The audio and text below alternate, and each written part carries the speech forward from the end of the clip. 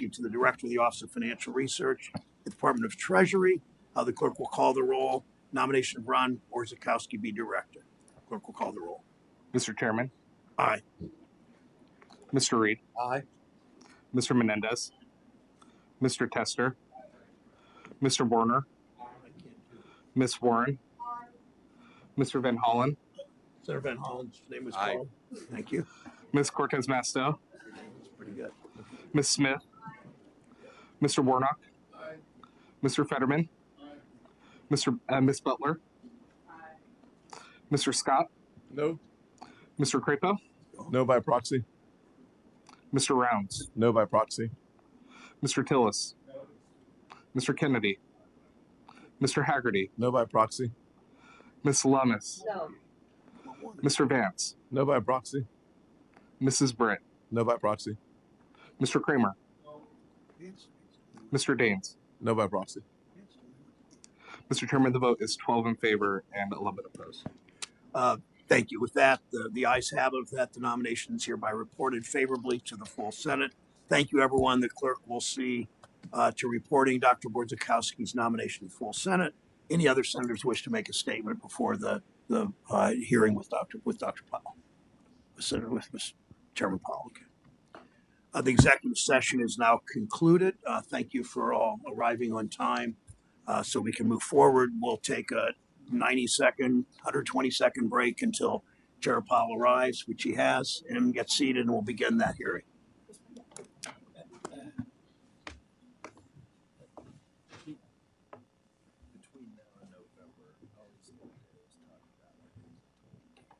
What do you say? He said all you're going to do is talk about your gubernatorial candidate between.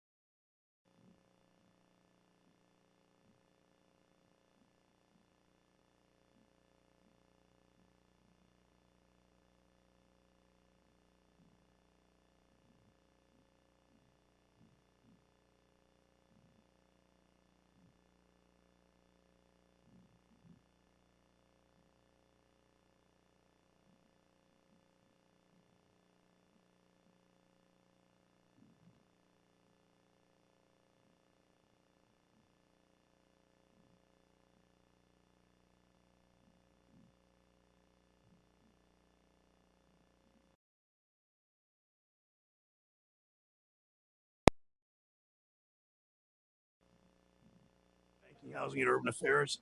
Today, we'll vote on the nomination of Ron Borzakowski to be Director of the Office of Financial Research at Treasury. If confirmed, he would oversee an office responsible for identifying and guarding against risks that reach across the financial system, an important position and one we need to fill quickly. He's qualified. This committee previously advanced his nomination. Given we have strict time constraints, I'll forego offering a longer opening. Senator Scott, do you wish to offer an opening? No. Okay, thank you. We'll proceed to a roll call vote on the nomination of Ron Borzakowski to the Director of the Office of Financial Research at the Department of Treasury. The clerk will call the roll. Nomination of Ron Borzakowski be Director. Clerk will call the roll. Mr. Chairman. Aye. Mr. Reed. Aye. Mr. Menendez. Mr. Tester. Mr. Warner. Ms. Warren. Mr. Van Hollen. Senator Van Hollen's name was Aye. called. Thank you. Ms. Cortez Masto. That's pretty good. Ms. Smith. Mr. Warnock. Mr.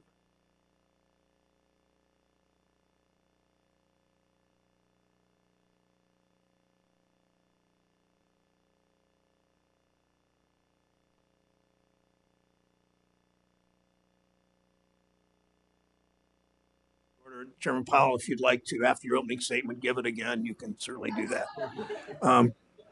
The Fed has immense power in shaping our economy. Your job is clear: promote stable prices and maximum employment. Today, the cost of living is still far too expensive for most Americans. The Fed has only one tool available to fight those high prices: interest rates. That tool does nothing to address the real costs, the real cause for why costs remain too high. Corporations price gouging to boost profits and make their shareholders richer. Higher interest rates don't force corporations to lower their prices, but high interest rates are raising housing costs, hindering wage growth, stifling small businesses. We all know that. Now's the time for the Fed to decide if it's going to make good on its commitments to workers and to their families by lowering interest rates, by protecting our financial system from Wall Street executives who have used their wealth and their power to influence economic policy and avoid accountability for their for their risky bets. Keeping rates too high for too long strangles the economy.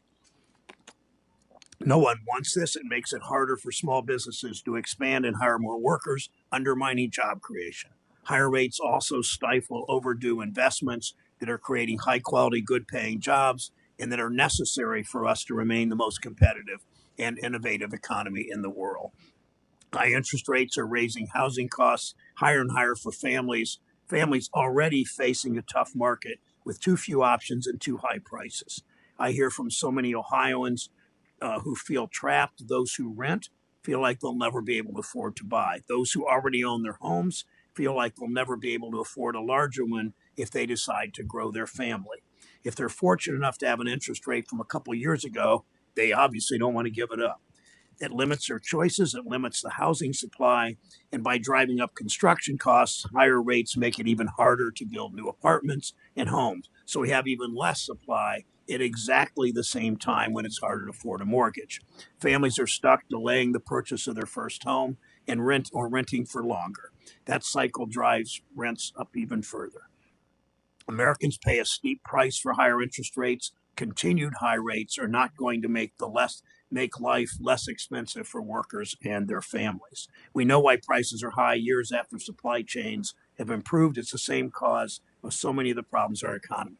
Corporations want bigger profits to reward their executives. Today we'll vote in 2022, at the peak of inflation, corporate profits soared to historic levels. That's not hyperbole. That's fact. Corporate profits soared to historic levels. As you know, where those profits went, right into the pockets of their top executives.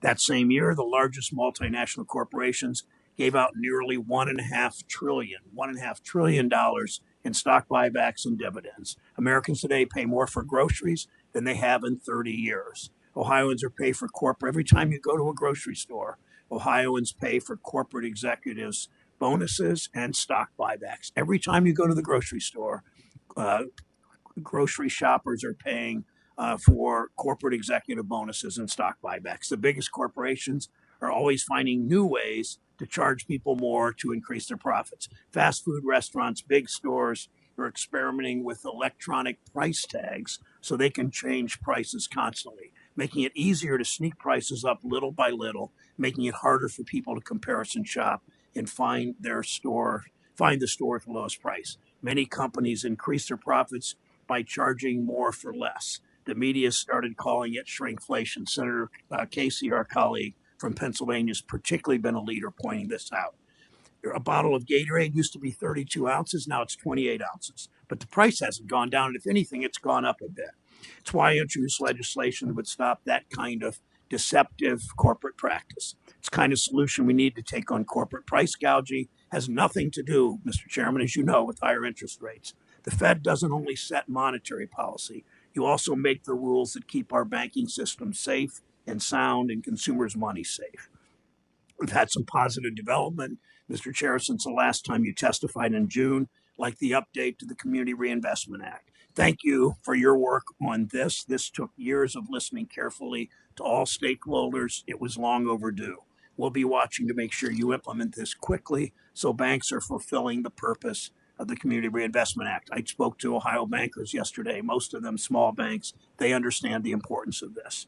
You also issued an updated capital requirements proposal called Basel III, the subject of much discussion in this committee. Strong capital requirements, how we ensure if Wall Street bets don't pay off, shareholders and investors are on the hook, not taxpayers. Too many examples in this committee, in this Congress, in this country of taxpayers holding the bag for corporate misfeasance and malfeasance and greed. We need these guardrails in place. I urge you to remain committed to protecting the public, despite the massive amount of money big banks and their lobbyists are spending to trying to kill these taxpayer protections. Let's finish the job. Let's finalize Basel III. Last year's bank failures also demonstrate the dangers of letting the banks chip away at rules and oversight.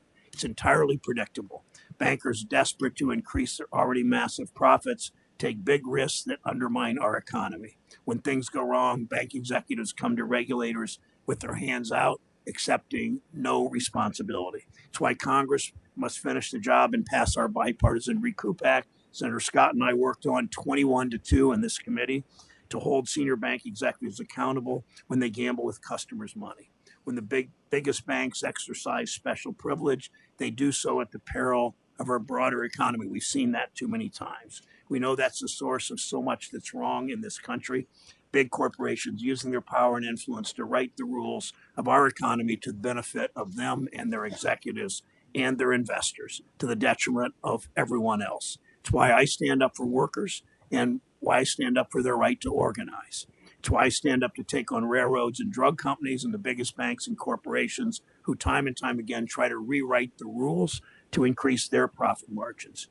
Chair Powell, I look forward to hearing from you today. Thank you, how the Fed will work to promote an economy where everyone who wants a good job has the opportunity to find one. Senator Scott. Thank you. Chair Powell, thank you for coming this morning. Good morning. Appreciate you being here. Certainly 3 days, March 10th, it will be the 1-year anniversary of the failure of the Silicon Valley Bank. SVB marked the third largest bank failure in U.S. history and certainly the largest since the 2007-2008 financial crisis. I've said it many times before, and I'll say it again today, that there are three major components to SVB's failure. First, the bank was rife with mismanagement. Second, there was a clear supervisory failure, and our regulators were certainly asleep at the wheel. And third, President Biden's reckless spending caused record high inflation, which resulted in drastic interest rate hikes and tremendous loss. When you print and spend trillions of dollars at the end of COVID, we should not be surprised that we have record high inflation. Record high inflation translates into today still 40% higher for gas for your car, 30% higher for your food, 20% higher for your energy costs. The devastation the average American is facing because of Bidenomics is undeniable, but certainly measurable. So I'm glad to spend some time talking about the state of our economy, an economy that has been ravaged, as I've just spoken about, by inflation, suffering under the weight of an open border and millions of illegal immigrants, and drowning in disastrous regulations. I hear from my constituents all the time that inflation and an unsustainable cost of living continue to impact their families. For far too many, the American dream seems further and further out of reach than ever before. And frankly, the past 3 years of this administration's failed policies have landed us right in that spot. In fact, last month, Treasury Secretary Yellen sat before this committee and attempted to spin a narrative of how strong the economy is, how well off consumers are, and how much people have in the bank, thanks to Bidenomics. But in the midst of this, she also admitted that many prices are not going down. In fact, she said, and I quote, "We don't have to get these prices down." Tell that to the mechanic working in South Carolina. Tell that to the teacher trying to put gas in the tank. It is simply unacceptable. Because the truth is that Americans are now spending more of their income on food than they have in 30 years. The truth is that housing affordability remains at its lowest level in 40 years. But inflation isn't the only concern I'd like to raise. I'd also like to address the economic impacts of illegal immigration. During your recent interview on 60 Minutes, you stated that over time, the U.S. economy has benefited from immigration. Let's be clear, America is a nation of immigrants, no doubt. But when we talk about illegal immigration today, we must also face the dire reality that our towns and our cities are suffering from the adverse impacts of illegal immigration facilitated by the Biden administration's open, unsecure, and unsafe southern border. Because of President Biden's policies, we've seen over 7 million illegal immigrants cross our borders in just 3 years. By the time this election happens this year in November, the numbers suggest it could be as high as 10 million illegal immigrants coming into our country. So we cannot have an honest conversation about the benefits of legal immigration in our labor force without also addressing the elephant in the room. Our country is strained. Our economy is strained under the weight of illegal immigration. In fact, recent reporting has highlighted that cities and states across our country are struggling to keep pace, and some have been forced to cut public services to Americans in order to fund the cost of feeding and housing illegal immigrants. One clear example we saw in New York City were the poorest kids in the city, minority kids in the city, were stuck at home because the city was using the schools to house illegal immigrants. Another example, the city of Denver recently announced that some of its employees may have their hours cut in order to reallocate funds toward the city's migrant crisis. How in the world is that fair to Americans? It's not. We must get the illegal immigration crisis under control, because if we don't, our local economies will continue to be crushed and opportunities will continue to be stripped from our citizens and their families. Finally, as if inflation and the negative impacts of illegal immigration were not enough, the tsunami of regulatory red tape coming from our financial regulators further threaten economic opportunity across the board. For months, we've heard bipartisan criticism of the Fed's Basel III endgame proposal, which will restrict lending and access to credit for those who need it the most. I was certainly pleasantly surprised to hear your comments about Basel III and your thoughts on its future. When 97% of the comments that you receive are negative, that's good news. Good news for the American consumer, good news for entrepreneurs who would like to start a business but do not have access to capital, perhaps even good news for millennials who would love to become a first-time home buyer. The opposition to Basel III comes from diverse array of interests, from community leaders, farmers, to housing groups. We've even heard opposition in this very room, on this very committee, from Democratic senators. I look forward to hearing your testimony and looking forward to asking some questions as well. Thank you, Senator Scott. We'll hear today, as we do every 6 months at least, from Chair of the Federal Reserve Jerome Powell on monetary policy, the state of our economy. Please proceed. Thank you for your service to our country. Thank you, Chairman Brown, Ranking Member Scott, and other members of the committee. I appreciate the opportunity to present the Federal Reserve's semi-annual monetary policy report today. Federal Reserve remains squarely focused on our dual mandate to promote maximum employment and stable prices for the American people. The economy has made considerable progress toward these objectives over the past year. While inflation remains above the FOMC's objective of 2%, it has eased substantially and the slowing in inflation has occurred without a significant increase in unemployment. As labor market tightness has eased and progress on inflation has continued, the risks to achieving our employment and inflation goals have been moving into better balance. Even so, the committee remains highly attentive to inflation risks and is acutely aware that high inflation imposes significant hardship, especially on those least able to meet the higher costs of essentials like food, housing, and transportation. The FOMC is strongly committed to returning inflation to its 2% objective. Restoring price stability is essential to achieve a sustained period of strong labor market conditions that benefit all. I'll review the current economic situation before turning to monetary policy. Economic activity expanded at a strong pace over the past year. For 2023 as a whole, gross domestic product increased 3.1%, bolstered by solid consumer demand and improving supply conditions. Activity in the housing sector was subdued over the past year, largely reflecting high mortgage rates. High interest rates also appear to have been weighing on business fixed investment. The labor market remains relatively tight, but supply and demand conditions have continued to come into better balance.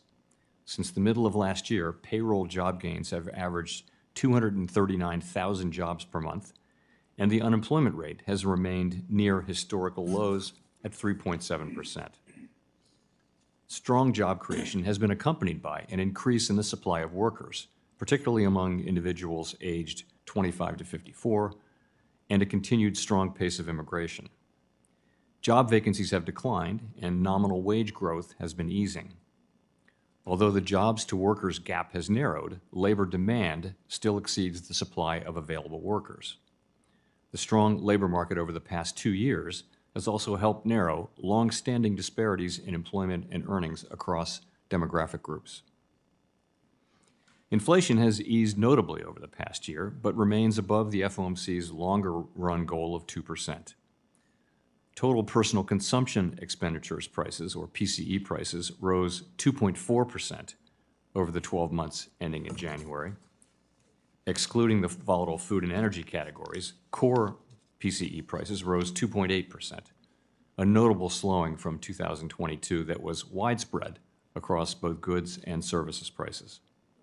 Longer-term inflation expectations appear to have remained well anchored, as reflected by a broad range of surveys of households, businesses, and forecasters, as well as measures from financial markets.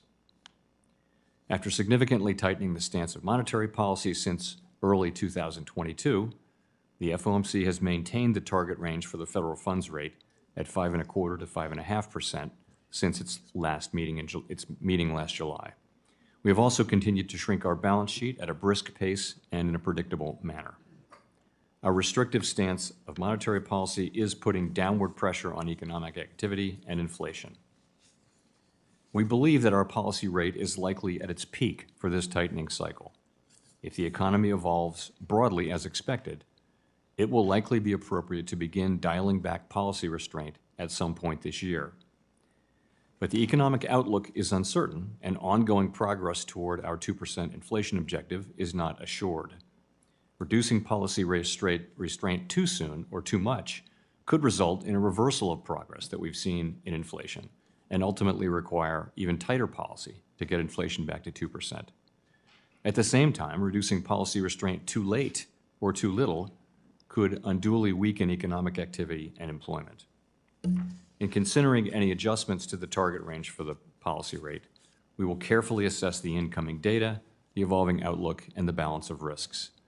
The committee does not expect that it will be appropriate to reduce the target rate until it has gained greater confidence that inflation is moving sustainably toward 2%. We remain committed to bringing inflation back down to our 2% goal and to keeping longer-term inflation expectations well anchored. Restoring price stability is essential to set the stage for achieving maximum employment and stable prices over the longer run. To conclude, we understand that our actions affect communities, families, and businesses across the country. Everything we do is in service to our public mission. We at the Federal Reserve will do everything we can to achieve our maximum employment and price stability goals. Thank you. Thank you, Mr. Chairman. You've acknowledged the Fed likely waited too long to raise rates when prices shot up in 2021. We can't make that mistake again, Mr. Chair, at the expense of workers. If the Fed waits until unemployment starts increasing, it may be too late to cut rates in time to save American jobs. Why shouldn't the Fed act now to prevent workers from losing their jobs rather than reacting after the fact? So we're well aware of that risk, of course, and very conscious of avoiding it. And what we said is if what we expect and what we're seeing is continued strong growth, a strong labor market, and continuing progress in bringing inflation down, if that happens, if the economy evolves over that path, then we do think that the process of carefully removing the restrictive stance of policy can and will begin over the course of this year. I mean, I know we've had this conversation publicly here or privately also that, working people are hit the hardest with inflation. They're also hit the hardest when companies try to cut costs with layoffs. This town too often seems to forget that maximum employment is part of the Fed's dual mandate. Let me ask you about bank supervision. Senator Scott mentioned that. Last year's bank failures illustrate the need for strong oversight. SVB grew too big, too fast. Fed supervision didn't react decisively enough. The Fed, in response, undertook an assessment of its supervisory process to identify and address gaps related to the speed, the force, the agility, if that's the right word, of its supervision. Explain what concrete steps the Federal Reserve's taken to strengthen supervision and any specific areas where work to make improvements is ongoing. So this is a very broad area of work. There are, many people in the Federal Reserve System who are involved in supervision, thousands of them, and there's a rule book, and so there's been careful study and thought and a lot of listening to understand how we can meet those goals of being quicker and more effective. Basically, is how I would say it. If you look at Silicon Valley Bank, we weren't quick enough and we weren't effective enough where we were in, and so we're working hard to develop a new rule book and another set of practices, which is still going to be evidence-based and fair, but it's going to involve earlier interventions and more effective ones. And I think this is work that's ongoing and will be for some time. Thank you. The job of the Fed, of all public officials, is to serve the American people, not their stock portfolios. We've seen abuses in this body. We've seen abuses at the Federal Reserve. I wrote to you last month asking the Fed to identify substantive penalties for board officials who violate the trading rules. Where is that in the process? And I expect these rules in place before the next monetary policy hearing in 6 months. Where is it? We got our own Inspector General gave us 6 things to work on. I read the list from beginning to end, and the 6th one was what you said, and I just said we're going to do all of these. Let's get going. So we've done 5 of them, and we're working on the 6th. And it will be finished within 6 months when you're back? I want to get it right. I certainly hope so and expect so. Expect so is a better answer than hope so. One last question. More and more, many companies use algorithms that combine competitors' price information to engage in what they call dynamic pricing or surge pricing. You know that corporate PR teams worked hard on this. Just another way for corporations to make it harder for consumers to seek out lower prices and to pad corporate profits. Are you concerned that the wide adoption of these price gouging strategies, these pricing schemes, if you will contribute to inflation? I think it works both ways. Let me say that we're well aware of this trend and we're monitoring it. Remember that prices go down when there's no one in the store, and they go up when there are a lot of people. If you're doing dynamic pricing, same thing with the ride companies. It works both ways. I don't know that it have implication for inflation. It would certainly have implications for consumers who need to be informed. You think that this kind of surge pricing might lower prices overall? That's my understanding is that the idea is that in slow periods, prices actually go down, and in busy periods they go up. But these are sophisticated economists working for these big companies, and they're not going to do things to lower their profits. I think the price mechanism is incredibly important in our economy. I think we need to give companies the freedom to do that as long as they're not fixing prices or failing to disclose the nature of the price changes to the public. I have a few seconds. Research has indicated constrained supply was behind a significant amount of the inflation we've seen over the last few years. If the supply chain, for instance, of autos had been more resilient, or if there had been more housing availability, would that have made your job easier? Yes, in a word. Yeah, a big part of the inflation was, and we saw it in 2023 when the supply chain problems unwound and when the labor supply shock that we had unwound as well. We saw inflation come down very quickly in the second half of the year. But it's also down to, tight monetary policies playing a role as well. Which leads me to the plea with you to speak out about inflation, about the contribution of corporate profits and greed to inflation. Thank you.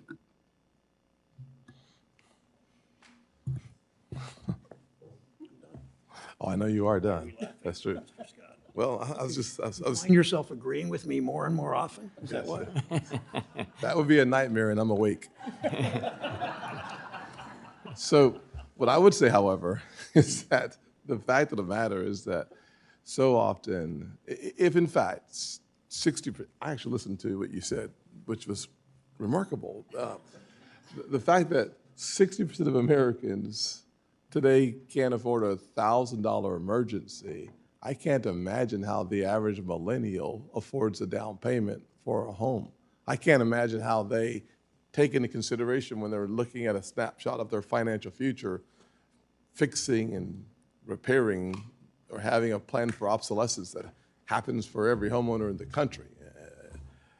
So I think the issue is far more complicated and would love to delve into that over the next 4 minutes and 18 seconds. But my first question is a combination between the challenges of illegal immigration and crime. It seems like every single week there's another story of another city underwater attempting to feed and house millions of illegal immigrants, and American taxpayers are footing that bill. Like I mentioned in my opening statement, just recently in Denver, we saw city workers having their hours essentially zeroed out so that the city could allocate more resources for the illegal immigrants. In San Francisco, they say that the average cost between San Francisco and Oakland, because of crime, is almost $4 billion. Couple that with, in New York, you see Governor Hochul bringing out the National Guard and the state police to help reduce the impact of crime. At the same time, Mayor Adams says he needs more money because the state of affairs from illegal immigrants in the city is devastating the economy, scaring the citizens, and reducing the opportunity for business as usual to return to New York City. So my question is, can you explain how our economy is expected to continue shouldering the burden and the costs because of illegal immigration? And what, if any, information do you have as it relates to the impact of this surge of crime in our major cities on the economic outcomes of those cities? Because I heard the discussion that when you have more folks in the store, you have more shoppers, except for these days, when you have more folks in the store, sometimes they're just there to steal. So you quoted my statement earlier, and it was an accurate quote, for which I thank you. But I would say right before that, what I said was immigration policy, very important, very much under discussion, and it's none of our business. We don't set immigration policy, and we don't comment on it. So, but you commented on immigration. So my point, though, is that when you're going to tell a story, please tell the whole story, especially when the nation is frustrated by nearly 10 million folks by the end of this year coming into the country and having the kind of negative impact on prices, on crime, on the challenges that everyday Americans, especially Americans living in the poorest parts of America, face on a daily basis. So as you accurately quoted, I said over time. So I Yes, was sir. referring to the history, which with you agreed. So I was staying as far as I possibly could from the current political context. And it's really not appropriate for us. We're independent. We like to remain that way. And the way we do that, one of the ways is by staying out of political issues that we really aren't assigned. And so the kinds of issues you're talking about are very, very real. I don't deny that, but they're really not for us. So the Fed does not consider the impact of 10 million illegal immigrants coming to our country and the costs associated with those illegal immigrants, nor do they consider the impact on states like New York or California or Illinois, where the devastation of crime ravishing the poorest Americans has an impact. We don't take that into consideration. So we do, and so does the Congressional Budget Office. We do try to estimate population, and we try to estimate the effect of immigration, legal or illegal, on the size of the workforce and on GDP. If you look at the Congressional Budget Office has, as you probably know, a detailed assessment of all the things like that. We don't really have a way, and we do look at the finances in the aggregate of state and local governments. That's in the hiring that they do. So that's something we look at, but we wouldn't do a very specific assessment like that. I mean, CBO probably would, but we wouldn't do that. Thank you. Scott, Senator Menendez of New Jersey is recognized. Thank you, Mr. Chairman. Before I begin my questions, I want to celebrate that in the past year we have seen the first Latino Federal Reserve governor and the first ever Latino Federal Reserve Bank president. These are historic milestones that show we are finally making progress, something that I have been at for quite some time, to the leadership of our economic institutions. So I want to applaud that. And Mr. Chairman, I hope that progress can continue and extend to the rest of the Federal Reserve staff. Thank you. I agree with my friend, the ranking member, that when you tell a story, you should tell the whole story. Mr. Chairman, are you aware of the Washington Post February 27th article that says the economy is roaring and immigration is a key reason? I don't recall that, but I would have read it. Let me read it to you. Immigration has propelled the U.S. job market further than just about anyone expected, helping cement the country's economic rebound from the pandemic as the most robust in the world. It goes on to say, economists and labor experts say the surge in employment was ultimately key to solving unprecedented gaps in the economy that threaten the country's ability to recover from prolonged shutdowns. Would you take issue with those statements? You know, there are a lot of adjectives and adverbs in there that you wouldn't see in Fed world. But the take out the adjectives and give me on the substance. The story is, I think, broadly that it is that there was a very significant increase in the size of the workforce last year, and it was happening all during the year, and we were wondering what it was. And the answer was it was really two things. It was labor force participation, but it was also immigration. And if you look at the Congressional Budget Office numbers, it kind of makes sense because there was a lot of growth. Wages were coming down. The economy is bigger, and those are probably in part effect. This is without making any judgments on immigration or immigration policy, but I think that's an economic fact. I'm not suggesting that. I'm just suggesting the facts are that we had 10 or 11 million jobs that were going unfulfilled in our economy. They lacked the productivity that is necessary for success economically. And as part of that, clearly, immigration helped fuel part of our revival coming out of the pandemic. In fact, those were the people who were the essential workers when the rest of us were staying home. So I agree we need to do what is necessary to have a regularized border. But I also think that just to create the context of immigration as a scourge is absolutely wrong. Let me turn to another question. In my view, the sticky inflation we've been seeing in the housing sector is principally due to the massive nationwide housing shortage. The Fed's monetary policy report attributes the shortage to restrictive zoning, high interest rates, and tighter underwriting by banks. I would also add to that list underfunding of key HUD programs that shore up and expand our supply of affordable housing. If the housing supply shortage continues to grow, are we likely to see continued housing inflation? Yes, we are. And housing is already becoming less and less affordable for low and middle income Americans. According to the National Low Income Housing Coalition's 2023 Out of Reach report, a worker earning the minimum wage in New Jersey would have to work 2 full-time jobs to afford a modest one-bedroom rental home at fair market rent. Do you agree that increasingly unaffordable housing is a problem for the economy?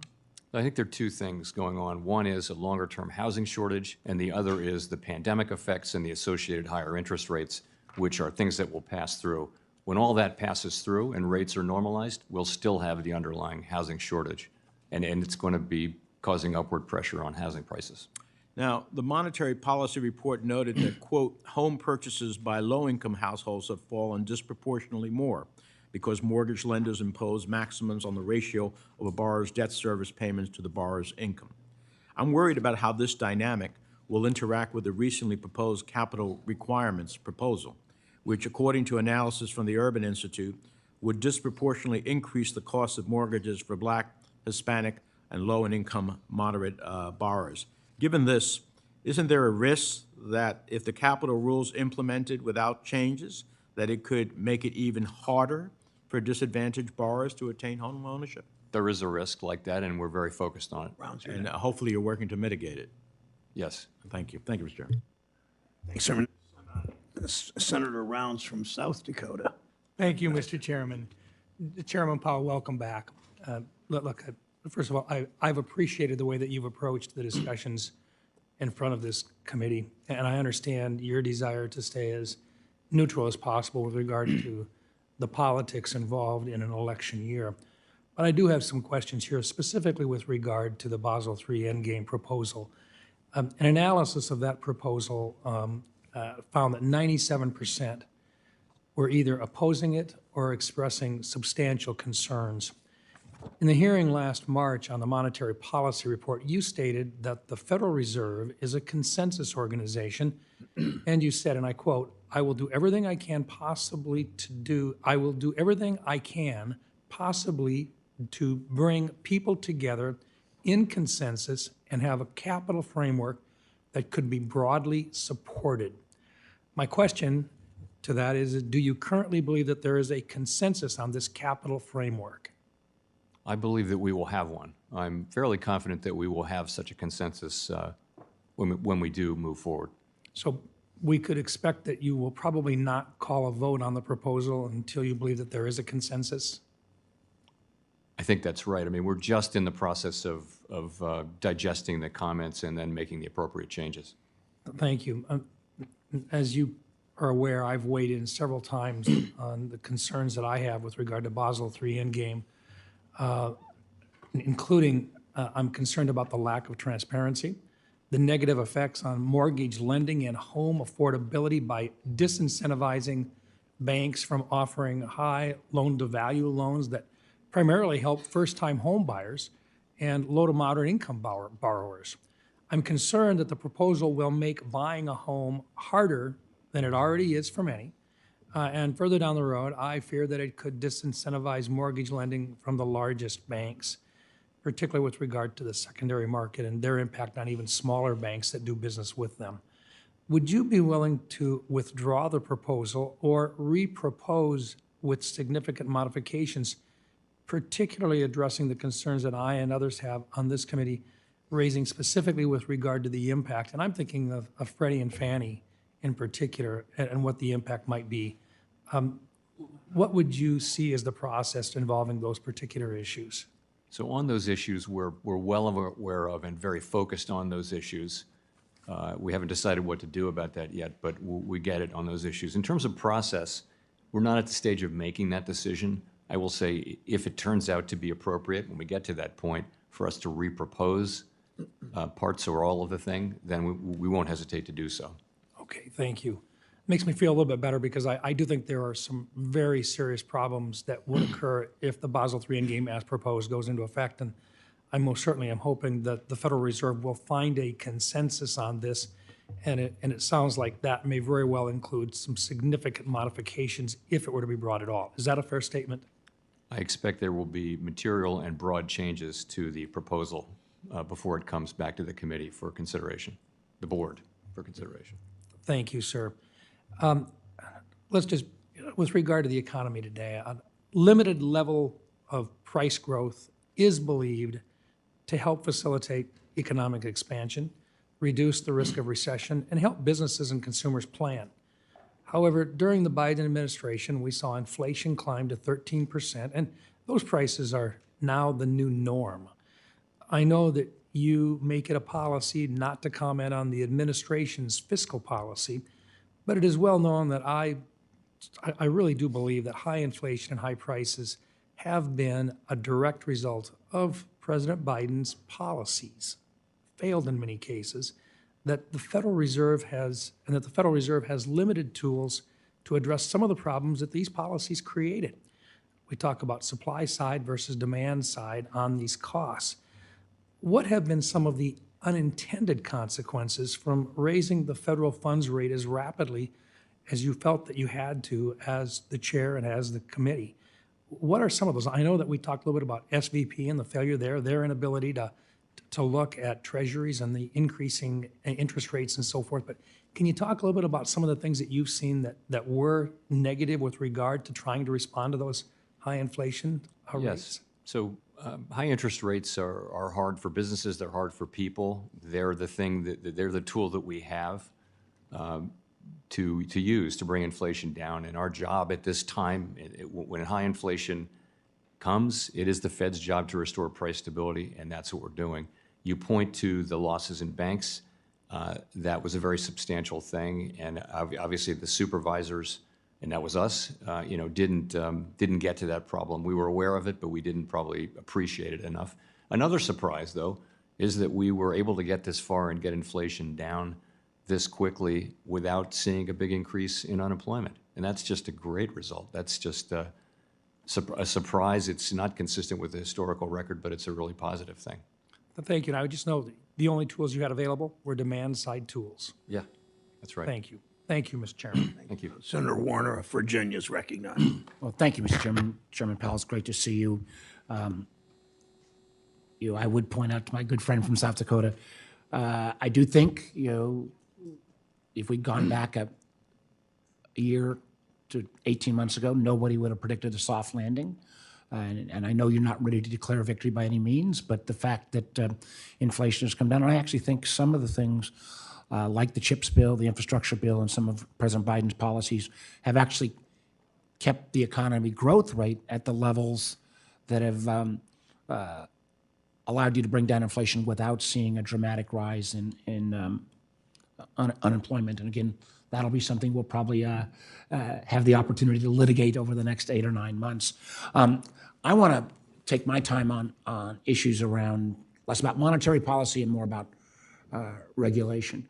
I think we can never presume that we're out of the woods on financial stability, as we saw with the New York Community Bank yesterday, the stock plunge and the capital infusion. One area that I raised with you a year ago, I want to re-raise today, and that is non-bank lending. The fact that non-bank lending in terms of to non-financial firms now is actually exceeding regulated bank lending. And let me be clear, I've got, the non-bank financial sector has done productive things in our society over the years. But when folks like former New York Fed President Dudley and former Fed Governor Grosvenor recently said that they had worries about this reliance on the non-bank financial sector could lead to overall economic lack of stability. I guess,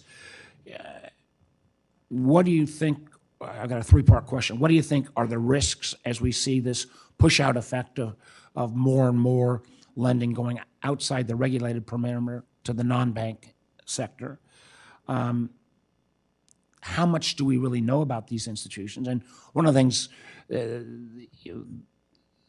they have very smart, sophisticated investors, but if those very smart, sophisticated investors said, well, hey, we don't like the lending profile right now, and we want you to not make any additional loans for the next 6 to 9 months, do you think our system would be able to pick up the slack? So we have the regulated banking system where you've got a lot of transparency, you've got deposit insurance, you've got access to the discount window and all those things, regulation. If you go outside that, most of the funding that we see now in these vehicles is sophisticated investors who are actually limited partners, meaning they can't pull their money out. They've signed a contract, they've funded these deals. And so what you see now in the non-bank financial sector is significantly, it's that kind of thing. So it doesn't have the run risk. The point is, the bigger it grows and the more diverse it gets, it is happening outside the regulatory perimeter, and you worry that when there is another crisis, you'll be surprised, but there will be ways that financial structure too can break down, and it does break down in ways we don't anticipate. So I think we need to be smart about the way, about intermediation is absolutely moving out of the banks into the capital markets and into non-bank financial institutions. That's what's been happening for a long, long time. I just think we need to be thoughtful about understanding where the risks are emerging. And that sophisticated investor may rightfully say, hey, we don't want you to lend anymore for a X period of time, but that may then, at that moment of crisis, mean that the lending capabilities completely dry up. And one of the things I never completely understood until I got a little better explanation recently, why the large regulated banks weren't more complaining about this non-bank lending. But as I got to understand a little bit more of the, and again, I'm not per se criticizing on the non-bank lending, but many of the regulated banks actually lend to these large institutions, so they make money off of those relationships, and maybe that's again an explanation of why they're not being more critical. I only got 40 seconds left, but I would like to come back to another thing that we've talked about a lot, and that is the question of use of the discount window. I believe one of the original tools that the Fed had. I know banks say, well, we're concerned about the stigma. I've got some legislation that would actually require mandatory use of the discount window. I'd love your comment on that. And also just the idea that having the mechanics of the discount window open, potentially even 24/7, because we saw with SVB, they didn't know how to use it, but two, if they wanted to use it in the non-bank hours, could they get access? There's a lot of work to do on the discount window. You're absolutely right. It needs to be brought up technologically into the modern age. We need to do more to eliminate the stigma problem, and we need to make sure that banks are actually able to use it when they need to use it. And those things. That's a broad work program that we're on right now, and it's very important. I know you're working on it, but I would look forward to working more, and I'd invite other colleagues. I really do think before we start adding a whole host of the other regulatory issues, we ought to use some of the tools that are out there. You're not gone. So God, I just checked in at the Veterans Committee. Senator Tillis, North Carolina. Thank you, Mark. I was about to take control, Senator Warner. Welcome, Chair Powell, and Gus sends his regards. If you have time after the hearing, you ought to go by and see him. He's a dog in our office. But I don't want to disturb his nap, but but thank you for being here. I want to get back on this Basel III proposal. Senators Lummis, Coons, Gillibrand, and I sent a letter indicating our concerns with the current proposal. But I think it's also worth noting that the number of other organizations, a diverse group that are not normally aligned on policy. You got Bank Trades, National Housing Conference, NAACP, Habitat for Humanity, National Community Reinvestment Coalition, the list goes on, who have concerns with the current proposal. Here's my concern. I think we're trying to make the best of what was foundationally a bad proposal. And so I'm in the category of people who think that it should be reproposed, because I think one of the reasons why I did not support Mr. Barr's nomination is I felt like we were going to be here. I mean, it was pretty clear to me before he ever got confirmed on the board that we were going to be in this place some months or years later.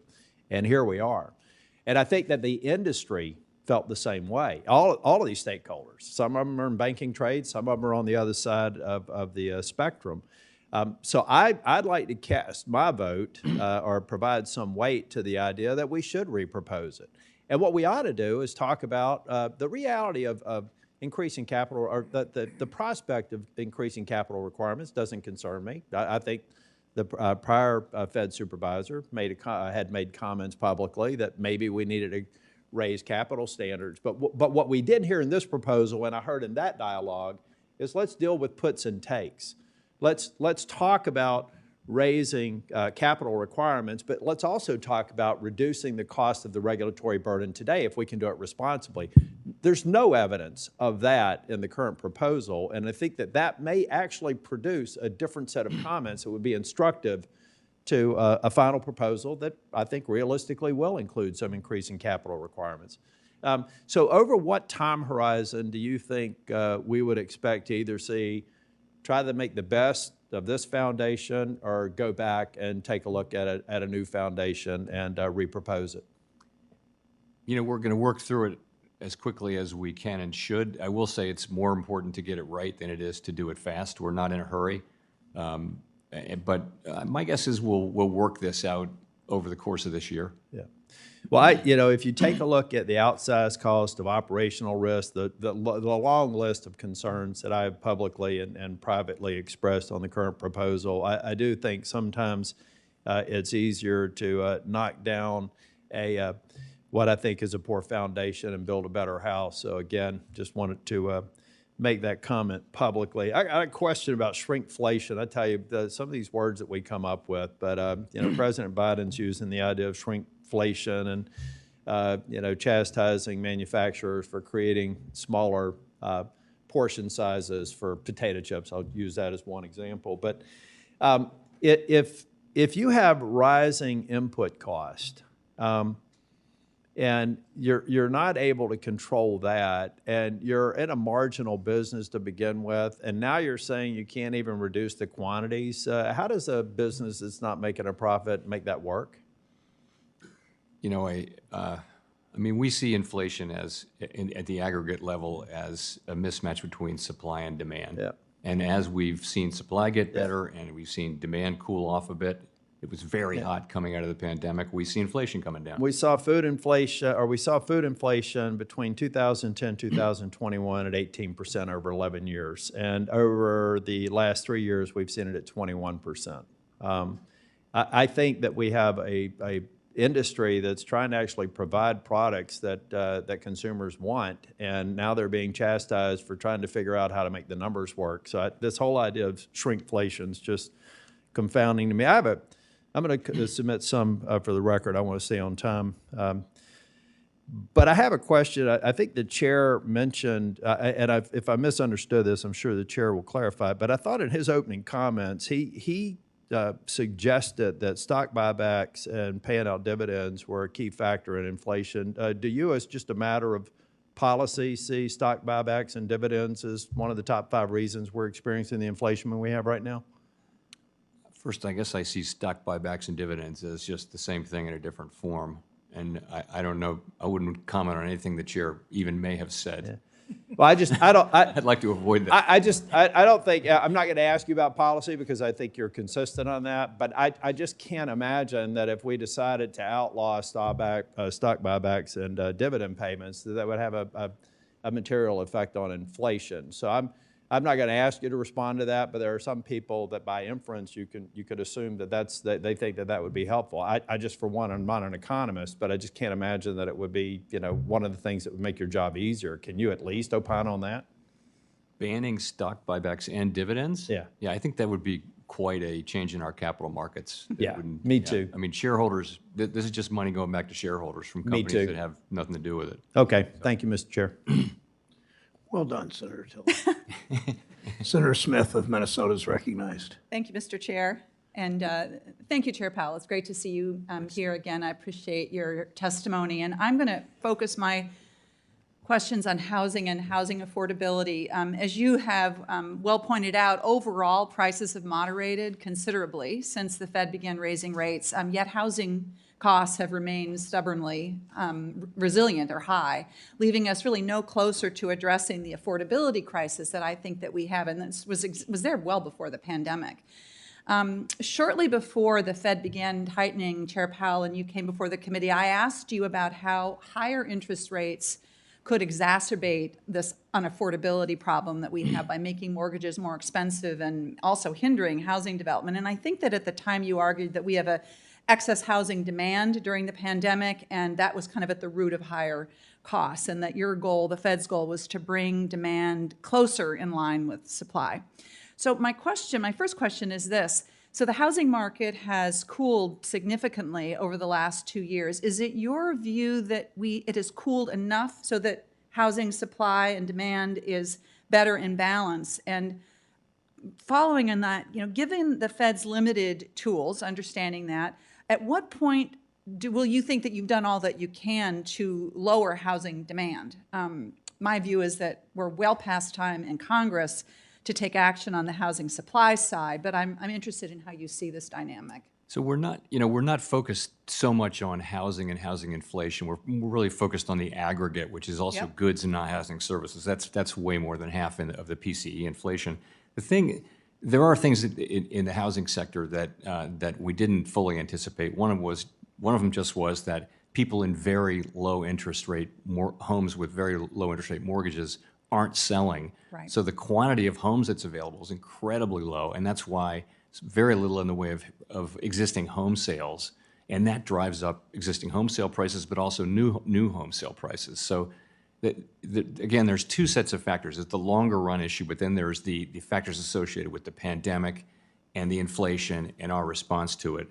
I think as the overall inflation continues to come down and rates then come down, you'll see the housing market start to heal and get better, and housing affordability should go up again. But you're still going to be left with the longer-term problem of supply. Right. I think that's right. I mean, what I see in Minnesota is that higher interest rates are, of course, driving up the cost of construction. They're driving up the cost of mortgage rates. You're seeing people who aren't leaving a house that maybe is a little too small for them because they can't afford it, that the housing, just as you're saying, people are staying in their homes longer. And so there's sort of this double whammy of construction slowing at the same time that there is this great need to address housing supply. One of the things that is happening, it's interesting, a recent analysis by Zillow found that the monthly mortgage payment let me get this right. A recent analysis by Zillow found that the monthly mortgage payment on a home, on a $343,000 home, assuming 10% down payment, is about $2,200 a month. Okay, so $2,200 a month. That means the cost of owning a typical home is higher than 30% of median income, which is kind of the measure of affordability. And so we've got a lot of issues with people just being priced out of the housing market. So from where I sit, the cumulative issues of higher mortgage rates are just really a challenge. And until we can get to the bottom of that, we're going to have a hard time addressing the housing affordability challenge that we have. Would you like to comment on that? Yes, I agree with all of that. I mean, home prices don't actually go into the calculation of inflation. It's really rents and owner's equivalent rent. But I agree, the housing market is in a very, very difficult situation. And, the sooner we can get back to price stability and restore interest rates to lower levels, the sooner it can start healing. Yeah, thank you. Thank you, Mr. Chair. Thank you, Senator Smith. Senator Kennedy of Louisiana is recognized.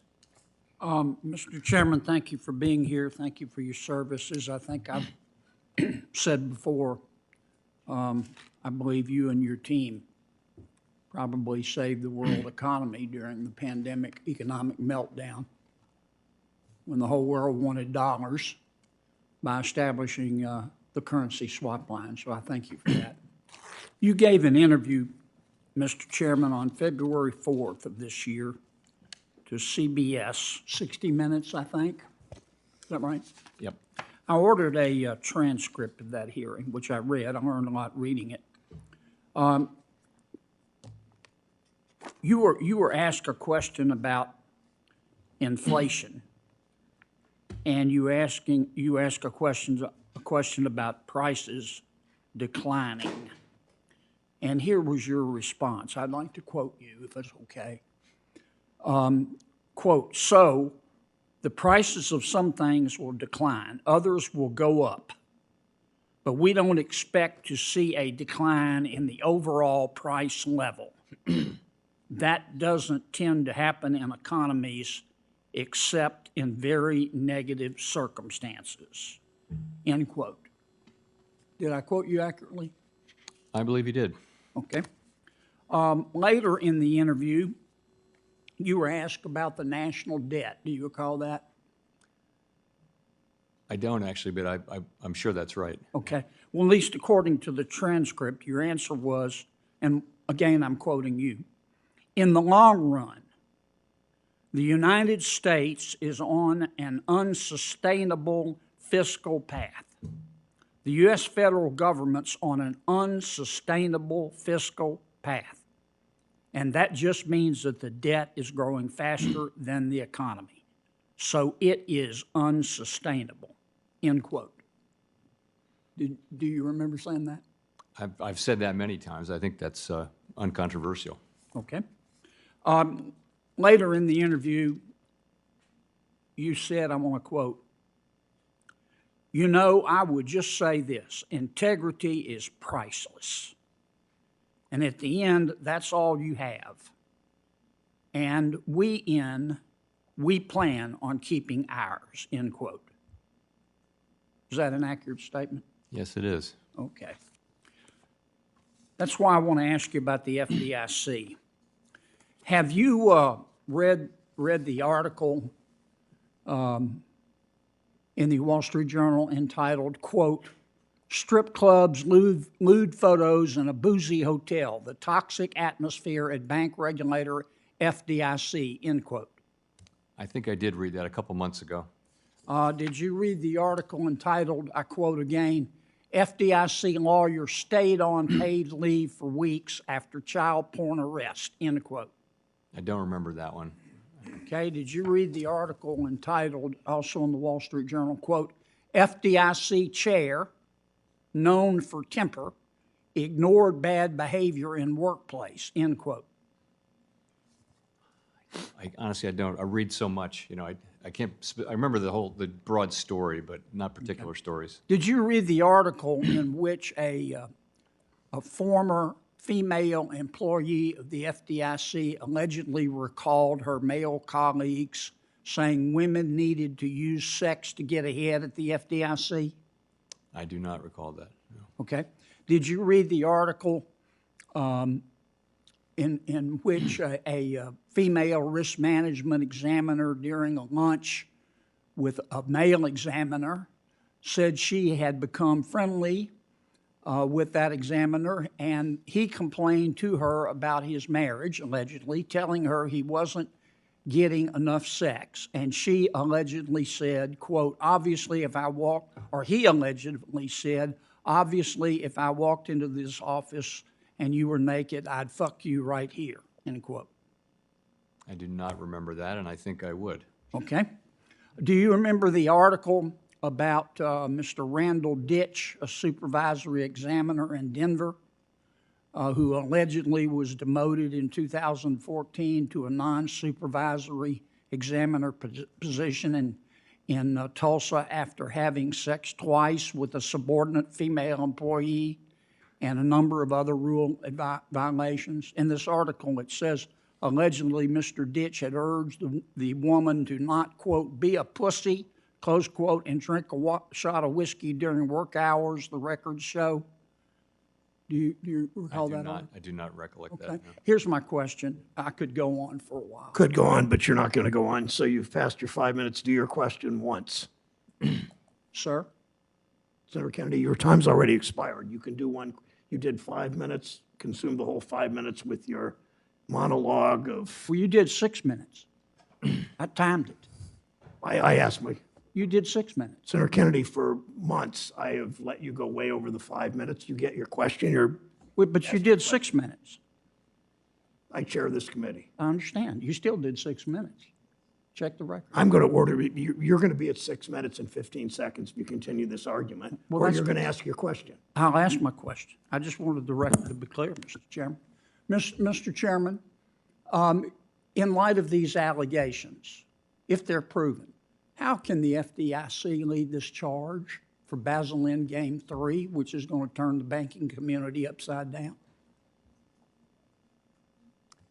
I don't know how I would make the connection to Basel III. I'll say it's deeply troubling things, obviously, but again, as your point was, if proven, and I mean, I think we have to decide Basel III on its merits, and we're not looking to the FDIC to lead this, by the way. We're looking at the Fed to do what the Fed thinks is right. That's what we're going to do. We don't look to, and they don't look to us to lead them. Thank you, Chair Powell. Senator Butler is recognized. Thank you, Mr. Chairman. Thank you. Senator Butler is recognized. Thank you so much, Chair and Chair Powell. Good to see you in person, and thanks for the time to talk. I want to pick up a little bit where Senator Smith was in relationship to housing affordability, and hopefully draw a little bit on the point that you were making about rents.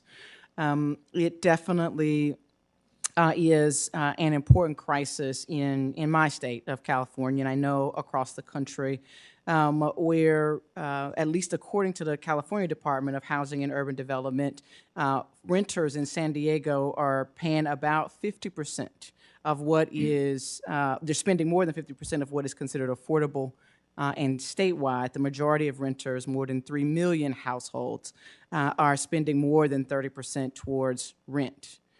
Nearly 1/3, more than 1 in 5 million households pay more than 50% of their income towards rent. And the Chicago Fed President Goolsbee even referred to housing as a missing piece of the puzzle in the Fed's path to lower inflation. So to the continued conversation, and I know a point that you've made that about how inflation has a disproportionate impact on lower income households who are focused on spending more of their monthly budgets on housing. How is the Fed's monetary policy impacting the supply of affordable rentals? I don't know that we're affecting the supply of affordable housing. If you think of affordable housing as something that's connected to some sort of government program, that's not our bailiwick. I mean, clearly interest rates do affect the affordability of housing, though. And there was a key point that you made in an earlier, I think, reference about and in your response to Senator Smith about the monetary policy and the calculation of rents. Can you just spend just briefly talk about that? I want to have one last issue I want to get to before I run out of time. It's hard to talk about it briefly. It's actually very conceptually challenging to think about housing inflation. Do you include the costs of financing it? Do you include the sale prices? And the answer is we don't. We convert ownership into an imputed rent, and that's 2/3 of homes are owned. And then we actually measure rents, but leases only turn over once a year, so you look at market rents, and what's happening with newly signed leases may be very different from what was happening a year ago. So it's complicated, but the good thing is we understand all that, and we look through that. We look at housing services overall as one of the 3 important categories, along with non-housing services and goods inflation. Thank you for that. In the line of affordability and housing, again, sort of very general, I think, to the broad monetary policy and state of our economy, and unique to California. And I raised this with Secretary Yellen when she was here as well, the insurance gaps that are presenting themselves due to the impact of climate change. And where 1 in 5 residents in California live in areas that risk flooding, and all 58 counties have a history of flood damage. And we are seeing more and more insurance providers, home insurance providers, actually withdrawing from the state. You and I had talked a little bit about this in our preparation for today's conversation. Can you talk to me about or share with us how it is or what you think the impact might be of this sort of protection gap in insurance coverage on the overall stability of financial institutions in the broader economy? So it is clear that insurance of various different kinds, housing insurance, but also automobile insurance and things like that, that's been a significant source of inflation over the last few years. And it's to do with a million different factors. It's nothing that we control from a regulatory or supervisory standpoint. In the longer term, companies are withdrawing from writing insurance in some coastal areas, and you got to think 10 years from now, how are you going to get housing insurance? And maybe the government will have to step in, but it's a significant issue. Thank you, Chair Powell. Thank you. I was. Oh. Senator is next. Yeah, Vance. Senator Vance of Ohio is recognized. Thanks, Mr. Chair, and my gratitude to you and the ranking member for doing this hearing, and thank you, Chairman Powell, for being here. It's good to see you again. I think these hearings are always very important. Actually, give us an opportunity to sort of provide some oversight to what's going on at the Fed and better understand some of the things that you guys are doing that affect our constituents. Now, I wanted to sort of focus on the Basel III regulations, Chairman Powell, and specifically the way that they have. There have been various proposals to sort of draw them down to focus on the regional banks. And to just go back to sort of one of the most significant crises, obviously, in our banking sector, of course, the collapse of SVB and First Republic. You and I have spoken in private and I believe in public, but one of the concerns that I have is when we talk about increasing capital requirements on the banks. If the banks were under higher capital requirements in the run-up to the crisis, there's maybe an argument that SVB, for example, would have bought more long-term treasuries, which would, of course, would have exposed their balance sheet to even more treasury bond risk. And that, of course, would have maybe hastened the collapse of SVB. And I guess I want to start here with, when we talk about, some of the Basel regulations, what was the original intent? In other words, what was the original sort of proposal for which banks would fall under those regulations and which would escape them? You mean this time around, or I mean earlier on? This time around. So it's the 37 largest banks. It's down to, well, there's 4 categories of banks, including the G-SIBs, and this is down through the 4th category. The proposal that's out there now, I think, does extend to Category 4 as well as 3, 2, and 1. So what's the minimum assets under management that you guys have proposed, the current billion. Basel regulations? 100 billion. 100 billion. Yeah. And sort of that sort of gets to my concern here, because I know there's some discussion about whether you apply them at $700 billion of AUM or $100 billion of AUM. And maybe you could just sort of walk me through that decision process at the Fed, where you guys are and what would sort of justify drawing down from a $700 billion threshold to a $100 billion threshold. So there's the G-SIBs, there's the 8 identified G-SIBs, and then there's one category too, I guess, and then there are the big regionals, and those tend to be well-known big regional banks, and they're Category 3, and one of them's a 2, I guess, but they have a different tailored level of regulation. And then Category 4 had significant tailoring, and the question is, we have to ask the question, since SVB was a Category 4, we've got to ask the question, what, if anything, needs to be changed in the way they were regulated, supervised from a capital and liquidity standpoint. So there was tailoring all the way down, and then below 100, of course, those are community banks, and that's a different regime as well. This makes sense. We want to have, a diverse banking sector. That's a great benefit to our country, and very unusual for an advanced economy. So it's something we want to preserve. Yeah, and I'm sure Chairman Powell, but just to put this on the record, I mean, a lot of the commercial lending, a lot of the real estate lending, a lot of the consumer lending, about half of that lending, consumer lending, is provided by the regional banks. I believe that Huntington, in my home state of Columbus, is the #1 SBA lender in the entire country. So these, to your point, I think these do provide incredibly important benefits to our economy. And you hear a lot of people talk about the American economic miracle, and I do wonder if part of that is because we don't have the same type of financial system that has sort of dominated in Western Europe and other first world economies. I'm curious, in the process of amending the Basel requirements, have you guys made a decision about where to set the threshold yet, and when do you expect to set that threshold? We haven't made any final decisions. We put out for proposals some months ago, a proposal, and we've gotten a lot of comments, as I'm sure you're aware.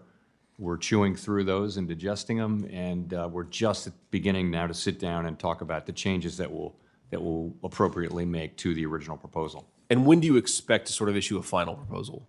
I think it's going to take some time. I think it's more important to do it right than it is to do it fast. My guess is we'll get through this and be done over the course of this year. But it could be faster than that. It could be slower than that. So I'm wondering, just being mindful of time, I have about 30 seconds left. Would you be willing to commit to say that in the process of amending, the Fed will remove the regional bank drawdown and limit Basel's application directly to the G-SIBs or $700 billion or above? I can't get that specific at this point, but we're clearly looking at the whole tailoring issue. I appreciate that. And again, I just repeat, Chairman Powell, given what actually happened with the banking sector with SVB and First Republic, I just encourage you guys not to apply a regulation that doesn't actually solve the underlying problem. And I fear that if you apply this to banks of $100 billion and above, you actually are doing just that. So with that in mind, I'll yield. Thanks, Mr. Chair. Thanks, Senator Vance. Senator Tester of Montana is recognized. Yeah, thank you, Chairman Brown, and thank you for being here, Chair Powell. We appreciate your work in a difficult situation, but I think you've done a really good job, and so thank you for that. Look, at success at the Fed on your mandate for strong employment and stable prices is critical for small businesses on Main Street, for farmers, for ranchers, for Montana families. You follow all the metrics. From your perspective, where is the economy at now, and where's it going? The economy's growing at a healthy, sustainable, solid, strong pace, and that's one thing. Second thing I'd say is the labor market is very strong and quite tight still. 3.7% unemployment for the last 24 months. That's the longest period since 50 years. And the third thing is inflation. Inflation was too high. It's come down very sharply since the beginning of last year. If you look at the 12-month number, the headline number has come down from the 5s down to 2.4. And the core number is at 2.8. I think it was at 4.9 a year ago. So these are big declines. So we're in a very different place, in a healthy place. We're going to use our tools to try to keep that strong economy, keep that strong labor market while we continue to make progress on inflation. One of the areas where there has been inflation, and I don't exactly know where it's at now, but food rose quite rapidly. And by the way, I'm a farmer. We didn't get much of that. In fact, we didn't get any of it. Prices now compared to what they were a year ago are actually off. Compared to where they're 6 years ago, they're up. But compared to where they're a year ago, they're down. And so my question to you, Chairman Powell, is there anything you can do specifically to deal with food costs? So as I'm telling a farmer his business, but if you look at the food cost to the consumer, part of that is commodity costs, and that was partly spiked because of Ukraine, grains and oil and that kind of thing.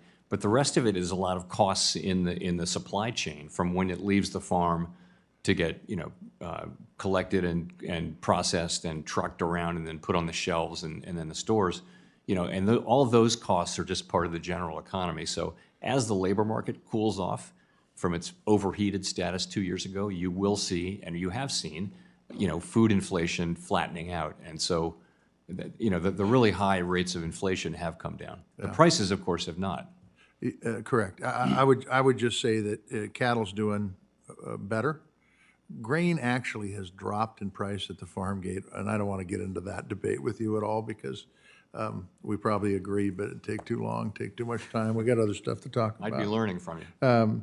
You've discussed in previous hearings the impacts that the pandemic, shutdowns, and supply chain issues have had on economies globally. How does the U.S. economy look today compared to our competitor nations, particularly China? Well, I start with the advanced economies. We're doing the best of anybody. We've got the strongest growth and the lowest inflation of the advanced economies. China is a whole different story. China is having significant difficulties with its economy right now, and they're in a very different place certainly than we are. And so, to repeat that, what I heard you say is that the economy of the United States is basically in better shape than any other economy in the world? Any other major economy, yes. Yes, okay. Look, one of the other challenges out there is housing in communities all across this country, whether you're in Montana, whether you're in a city in Ohio. Workforce housing in particular is a top priority, top commodity, so to speak. Plenty of folks, great organizations are working to address this. I meet them every day, and I appreciate the work they're doing. But how do these housing supplies issues show up in the data that the FOMC uses to make decisions? So housing prices don't go into the data. Housing starts and renovations and things like that are just business activity, and that shows up. But when it comes to inflation, we convert ownership into an imputed rent, and then we look at rents.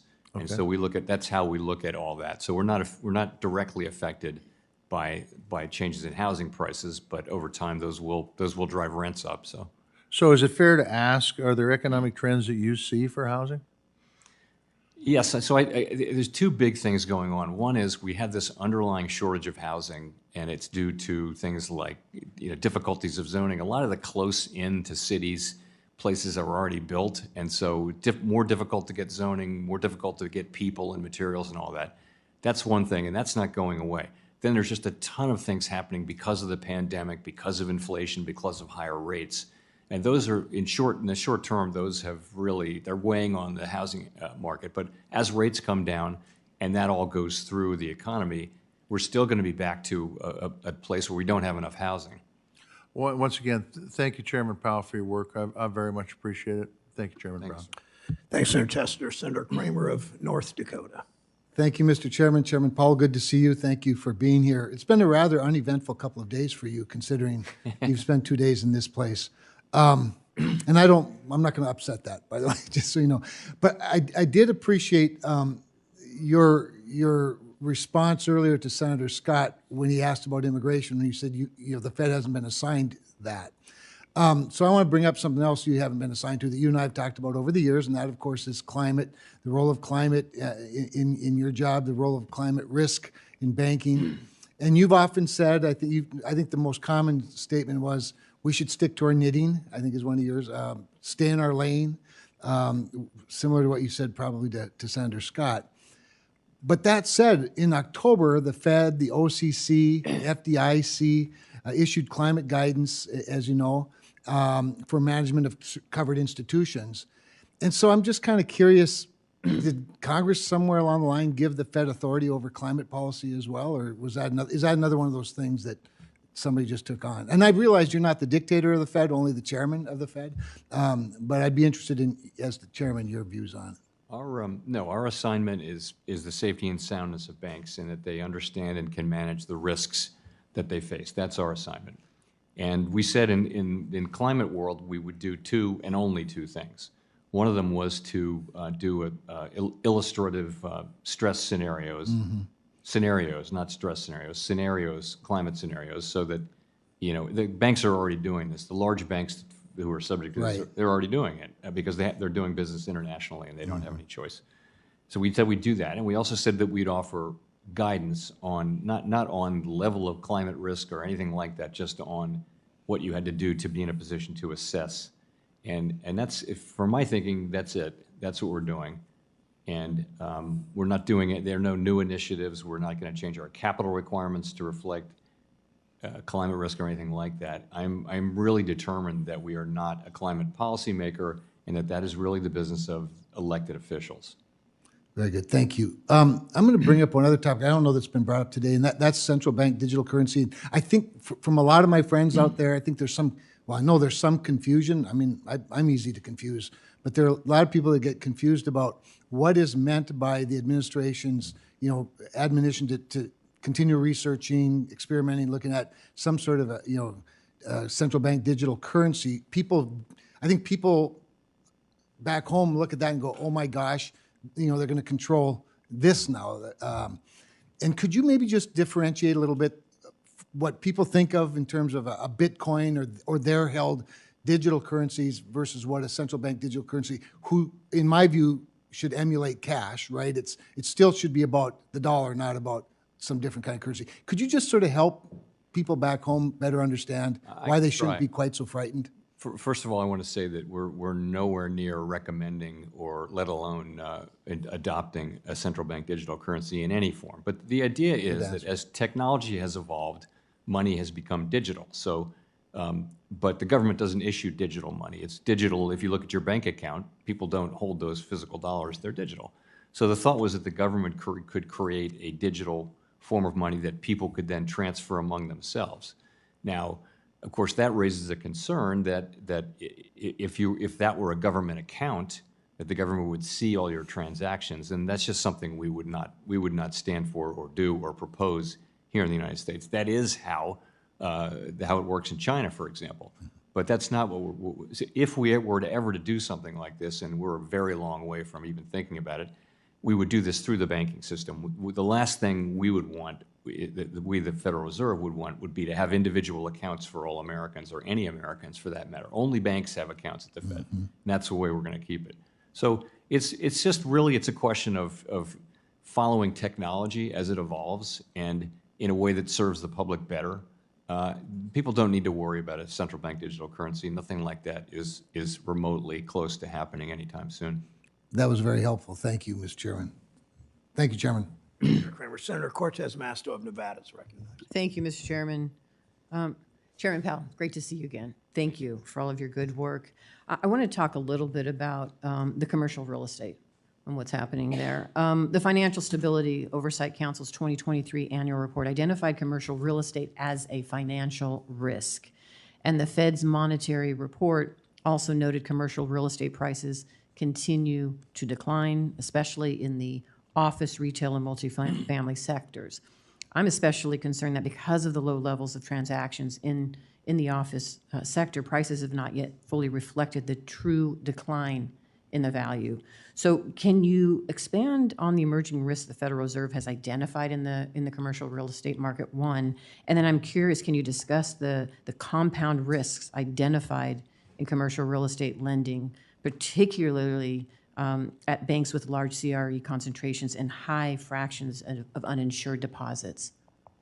Sure. Let me say, I think there are just very, very few transactions in commercial real estate right now, particularly in the troubled areas. So it's not a question of prices still falling. It's a question that you don't have the kind of price discovery. You just have to assume that the prices are very low and have come down a lot.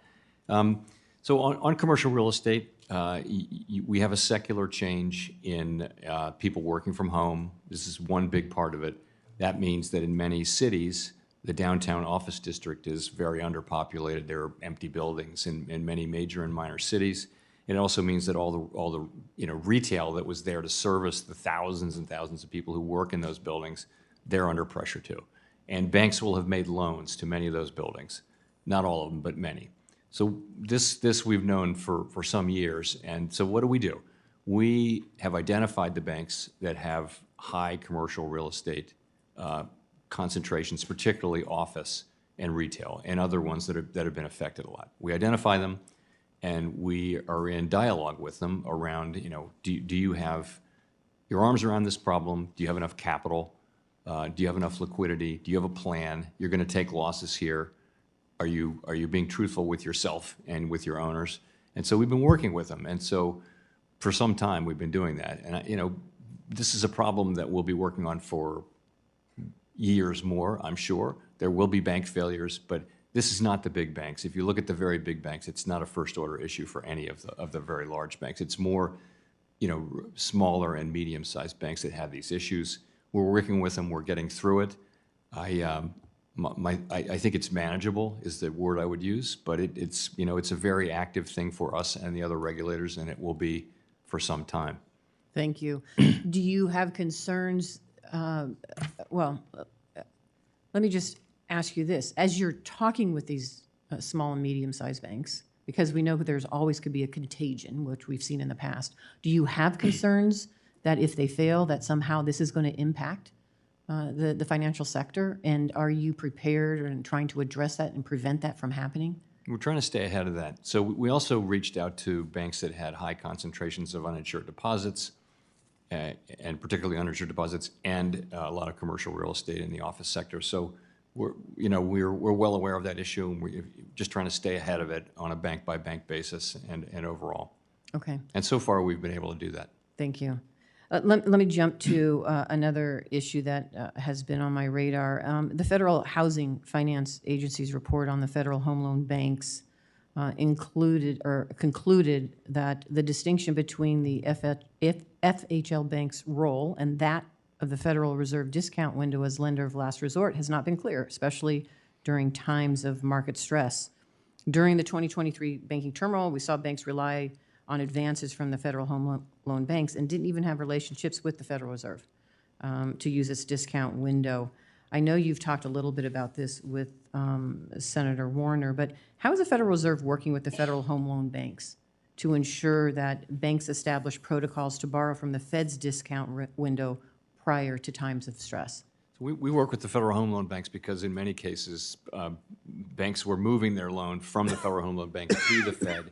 So we need to have smooth transfer. We need to be in good touch with them. Even more important than that, though, is that banks, any bank in the United States, needs to be in touch with the discount window, know how to be able to access it, be able to access it, have appropriate collateral, have control of that collateral. You know, in many cases, it was incredibly inefficient and took a long time for banks to actually go through that function. The Federal Home Loan banks are actually ahead of us in technology. We know that we need to really invest in technology to modernize the discount window, and also we need to do more to make to get our banks, all of them, in touch with the discount window in a way that they can use it quickly should they need to do so. Thank you. Cortez Masto, Senator Haggerty of Tennessee is recognized. Thank you, Chairman Brown. Welcome, Chairman Powell. Under your tenure, Mr. Chairman, the Fed has taken the stance that the 2% inflation target shouldn't be viewed as a snapshot in time, but rather it needs to be achieved, quote, sustainably. When inflation was running well above the 2% target back in 2021 and early 2022, the Fed was patient and allowed rates to offset the below target inflation that had occurred in the years prior. It strikes me as odd now that while we're still well above target inflation and have been well above for the prior year, markets seem to expect the Fed to immediately cut even before we've breached the 2% inflation threshold. So my question is this: if the inflation rate reaches 2%, would that be considered a return to the target rate on a sustainable basis? Or is it still the case that inflation would need to more or less overcorrect to well below 2% before the Fed makes the rate cut adjustments? So it would take us a while to really get comfortable that inflation had settled in sustainably at 2%. But that's not our test for changing interest rates. Interest rates right now are well into restrictive territory. They're well above neutral. And we've said we would not wait for inflation to get down to 2% because if you wait that, monetary policy works with long and variable lags. So we've said, for some years that we would start restoring the federal funds rate to a more normal, almost neutral level. We're far from neutral now. Yeah. And so, we do plan, assuming the economy moves along the lines we expect, we do plan on starting the process of dialing back restrictions. I'm just trying to look for the symmetry. I know we sort of allowed the economy to overshoot when inflation was high, and we sort of made up for prior years of low inflation. I'm trying to square that with the fact that we didn't actually do that. We adopted a framework that said we would do that, but then we got suddenly, a few months later, we got almost an explosion of very high inflation. That's not what we were looking. We said, moderately above or modestly above 2%. This was not modestly above 2%, and we reacted. We thought that the mistake we made was we thought that inflation would go away. That it was quickly, transitory, which means it goes away quickly without effort by us. We figured out at the end of 21 that was not the case, and we acted. And you don't see that same abrupt dynamic coming the other way. You're more comfortable. No, with I think we're in the right place, which is we're waiting to become more confident that inflation is moving sustainably at 2%. Mm-hmm. When we do get that confidence, and we're not far from it, it'll be appropriate to begin to dial back the level of restriction so that we don't, drive the economy into recession rather than normalizing policy as the economy gets back to normal. Yeah. Can we go to the balance sheet and talk about that? We've seen a dramatic expansion of the Fed's balance sheet over the past couple of decades. In 2005, it was at $800 billion. It's at $7.5 trillion today. It's doubled since the pandemic was underway. And through quantitative tapering, the Fed is attempting to reduce its footprint. And the concern I have is, on the other hand, government spending tends to just continue to be profligate. We're running now a $1 trillion deficit every 100 days. And we're flooding the market with Treasury debt, and we're putting upward pressure on interest rates as a result. And what I think that is lost on many of us here is that the spending levels will only make your job harder when it comes to lowering interest rates, not to mention there's a tacit expectation that the Fed will step in once the markets can no longer absorb our new issuance. I think this is a very serious problem. I think it deserves more attention. And I think we're now at a point where your objectives may be, very much at odds with the behavior of our fiscal policy. Am I missing something here, Mr. Chairman, or does increased net issuance by the Treasury lead to higher rates? I mean, in principle, more supply should lead to modestly higher rates, but that's not going to affect what we do. That's not a problem for us. Our balance sheet normalization is running very much as expected. We've decreased the size of our holdings by almost $1.5 trillion. I hear you. I think it's troubling that we continue to put fiscal pressure by continuing to put, again, we're running a deficit of $1 trillion every 100 days, and the issuance is required to deal with that. We're putting a lot more pressure, I think, on the Fed, and again, making your job harder. I think we need to take that into consideration. Another component of this topic, your colleague Governor Waller said he'd like the Fed to shift its holdings toward a larger share of short-term treasuries. Back prior to the financial crisis, about a third of the Fed's holdings were in bills. Now they're around 3% of your total securities holdings. Do you share the goal with Governor Waller? And if so, how long will it take us to get there? Take a while. That's an issue. We're in our FOMC meeting in a couple of weeks. We're going to have our first really deep dive on what to do with the balance sheet. That's one of the issues. I don't think we'll deal with that at this meeting, but over time, you'd love not to own a lot of MBS, and I can see a case for shortening the maturity, but it's not something that would happen quickly, and we're not actively looking at that. That's sort of a longer term aspiration that I think he was saying. Just one final point, Mr. Chair, and you and I have talked about this before. We're in an election year. You're getting a lot of pressure. I hear it from lawmakers to adjust rates. I'm not telling you to raise rates or lower rates, but I'm just here to emphasize the fact that the credibility of the Fed depends on your remaining data-driven. The credibility of our currency as the reserve currency of the world depends on that, and I encourage you to continue to maintain that posture. Thank you. Will do. Thanks, Senator Haggard. Senator Warren of Massachusetts is right. Thank you, Mr. Chairman. So it's been a year since we had the second, third, and fourth largest bank failures in American history. Greedy bank executives were part of the problem, and the Fed, as the chief regulator of the biggest banks, was part of the problem. Under your leadership and direction, the Fed steadily weakened rules for the biggest billionaire banks, exactly the banks that failed last March. In other words, Chair Powell, you failed to do your job to keep these big banks in line. Now, when these banks blew up, you went into spin mode, promising that the Fed would do better. After years of hemming and hawing, you finally agreed to put in place Basel III rules that would strengthen capital standards for the biggest banks. And I mean the biggest banks. The Fed's proposed rule would apply to only 37 of the nation's 4,500 banks, only the banks that have $100 billion or more in capital. Now, Chair Powell, when you testified before this committee last June, I asked you about taking responsibility for bank failures.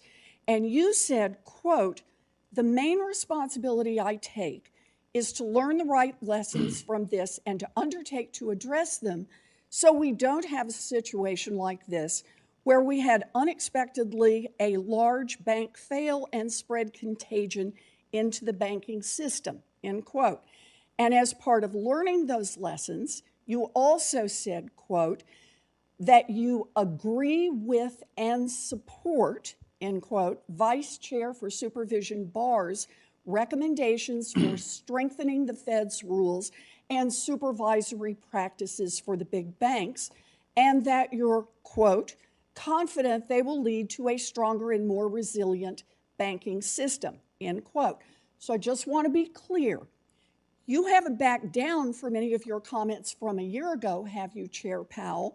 Right lessons, don't let this happen again, supporting Vice Chair Barr's recommendations, which include stronger capital standards. No. You still stand by all that? Yeah. Good, good. I'm glad to hear that. Now, I understand that those 37 big banks don't like higher capital rules because they are like insurance. You know, they would make the banks safer, but they cost a little money and would nip into the bank's profits. So these 37 banks are swinging their very considerable weight around to try to weaken the capital rules. They've spent tens of millions of dollars running ads during Sunday night football, and millions more for an army of lobbyists to try to twist arms here in Congress. Impressive spending, but who exactly are they trying to impress? A man on the inside? You know, despite all you said last year when the banks failed about supporting Vice Chair Barr's recommendations to strengthen rules for big banks, public reporting now says that you are driving efforts inside the Fed to weaken the capital rule. You even told the House Financial Services Committee representatives yesterday that you think it's, quote, very plausible, close quote, that you withdraw the rule. As one analyst put it, quote, I don't think they will pass a final rule without Powell's support, suggesting that the rules will have to be weakened, quote, to appease Powell. So, Chair Powell, I'm having trouble reconciling the statements you made last year, which you say you hold on to, statements you made when the headlines were all about 3 giant bank failures, and now your reported efforts to quietly weaken the rules that would strengthen capital standards for giant banks and prevent more bank failures. So let me just give you a chance to clarify the record here. Are you committed to finalizing the strongest version of the Basel III capital rules this year? Let me first say that we have taken and are taking many more steps to deal with the problems that revealed themselves with Silicon Valley Bank, and that's around supervision.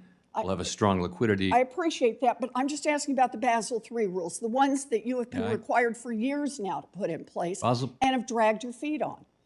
The Basel III rules are not directly related. They're not the thing that is directly related to Silicon Valley Bank. As you point out, they're a longer run thing, and I would just say that we put them out for comment. We got the comments. Anybody's free to go read the comments.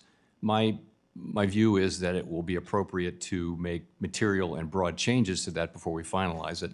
And in terms of, I didn't say that... Material and broad changes to strengthen the rules?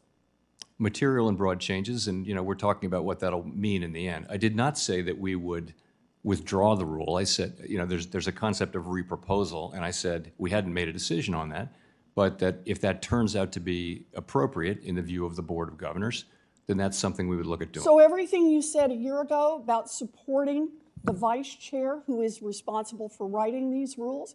You and I had a long colloquy. Yes, we did. If you read it again, it's on your website. And I have. You will see that I'm doing exactly what I said I would do in that colloquy. You said you would support Vice Chair Barr to get us strong rules, and now he is putting out rules, and you're talking Silicon about Valley Bank. reproposing. The Vice Chair for Supervision has every right to bring proposals to the board. That has happened, but as I made clear in our colloquy, you're not the comptroller of the currency. This is when I do monetary policy, I have one vote. There are 11 other voters. And that's the way it works. It's not different for the Vice Chair for Supervision. You are the leader of the Fed, and when the heat was on last year, you talked a lot about getting tougher on the banks, but now the giant banks are unhappy about that, and you've gone weak-kneed on this. The American people need a leader at the Fed who has the courage to stand up to these banks and protect our financial system. Thank you, Mr. Chairman. Warren, Senator Daines of Montana is recognized. Chairman, thank you. Chairman Powell, thanks for being here. Good to see you. I can tell you Montanans are continuing to see the impacts across the board from inflation that's been brought on by the policies of this administration and by my colleagues across the aisle. And I commend you for the job you have done in trying to rein in inflation, and I encourage you to continue the fight despite political pressures you may face. Last time I checked, it's going to get a little more political around here between now and November. I'm also encouraged, contrary perhaps to my colleague from Massachusetts, I'm encouraged by your comments yesterday that there will be broad changes to the Basel III proposal, which, as it's currently proposed, would have significant detrimental impacts to credit cost and availability to small businesses. And lastly, I commend your answer yesterday that the Fed is not a climate agency, and considering the impact of climate change is not a factor in achieving your given mandate, congressional mandate, of maximum employment and stable prices. Mr. Chairman, I recently joined many of my colleagues in writing to you about my concerns about the long-term debt proposal that would mandate regional banks issue new long-term debt. I'm concerned that this will have a disproportionate impact on smaller regional banks because they're required to hold their long-term debt at both the parent holding company and insured depository bank levels. Could you explain how this aligns with the tailoring requirements set forth in the financial reform bill that we passed back in 2018, Senate Bill 2155? So how the longer-term debt proposal aligns with that? So first of all, that's been out for comment on that one. The comments are in. We're reviewing it. So I don't want to say too much, but the theory of it in the first place was that those banks are not subject to the living will process to the extent that the GSIBs are. And this was sort of meant to be a middle step to make them more resolvable without imposing all of the burdens that we impose on the 8 GSIBs to have very elaborate resolution plans. So that was the thinking. I think on the calibration of it and all that, we have voluminous comments. We're looking at them, and we'll make an assessment and move forward as appropriate. Well, thank you. And I know our smaller regional kind of banks would be happy to hear that thoughtful deliberation, Mr. Chairman. Understandably, you've had to raise interest rates to fight the fires of inflation brought on by reckless Democrat spending. However, a major side effect of that is the impact the rising rates are having on the cost of servicing the out-of-control national debt. Senator Haggerty alluded to this a bit in his questioning minutes ago. Looking at CBO reports, interest payments on our debt will increase 32% this year and will now exceed spending for the entire Defense Department. I have significant concerns, many do here in Washington, many Americans do, that we eventually reach a point where fiscal policy and monetary policy converge, meaning that the Fed would ultimately have to worry about the impact rate setting would have on government debt or even potentially the risk of a default. Chairman Powell, I know fiscal policy is not in your purview, but could you ever foresee a situation where fiscal irresponsibility snowballs to a point that the Fed would have to factor this into its decision-making? I think we're a long way from that, and that's a terrible place to be. That's a place where some poorer emerging market countries have found themselves over the years. For the United States to get to that point, I think it's unlikely. But I do think that, and it's not our business, we should stay out of this fiscal business, but I'll say what other Fed chairs have said, which is we really need to get back to that discussion about fiscal sustainability. And both sides need to get together. The kinds of things that have to happen can only be done on a bipartisan basis. And so I really hope that we go back to a place where those discussions are happening again. I've heard from a number of stakeholders about upcoming changes to liquidity regs, including a new ultra-short-term liquidity requirement. As with any policy decision, establishing the facts matters. It's important that financial regulators have a complete, thorough understanding of the financial environment before releasing a half-baked proposal, rule, or guidance. My question is, what do you believe is a sufficient time period that would allow your agency to accurately calibrate new sound and reasonable liquidity requirements? That is a great question, and one we're struggling with, particularly with all the other things that are going on. We're looking at some, and this is in response to Silicon Valley Bank, we're looking at some liquidity innovations, and we're asking ourselves, what form should that take, and how long should it be out for comment, and that sort of thing. We're not ready to do that yet, but that's the question we're asking. Follow-on question, then I'm finished, Mr. Chairman. Will you confirm that prior to the Federal Reserve issuing any new liquidity requirements, it will first conduct all necessary data collection that would allow for meaningful analysis of all potential policy options? And please keep your answer short, Mr. Chairman. Maybe. No. That's very short. Thank you. I can't, we can talk about this more, but I don't want to make a really specific commitment like that without talking to the people who are carefully in touch with this, but that is the right thought. Thanks, Chairman. Thank you. Senator Fetterman from Pennsylvania is recognized.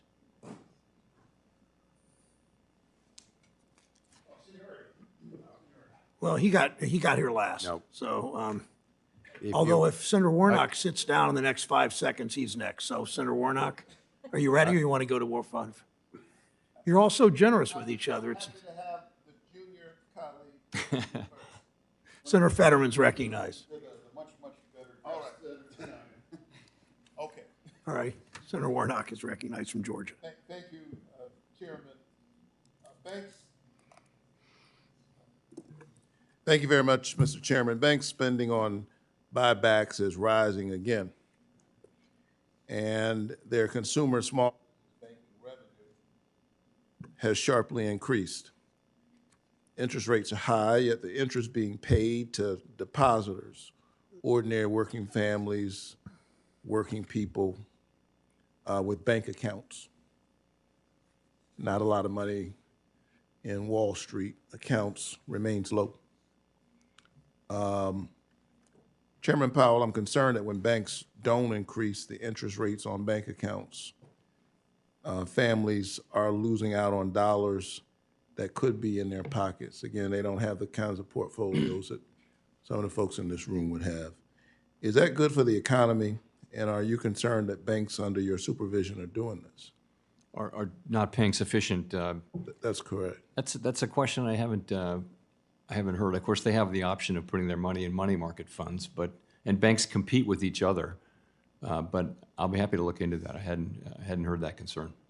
Yeah, and I think it is worth taking a look at. Many lower income individuals and families, again, they don't have some of the sophisticated products yet. Money markets are available, but we saw high interest rates and that not being reflected in what depositors are able to benefit from.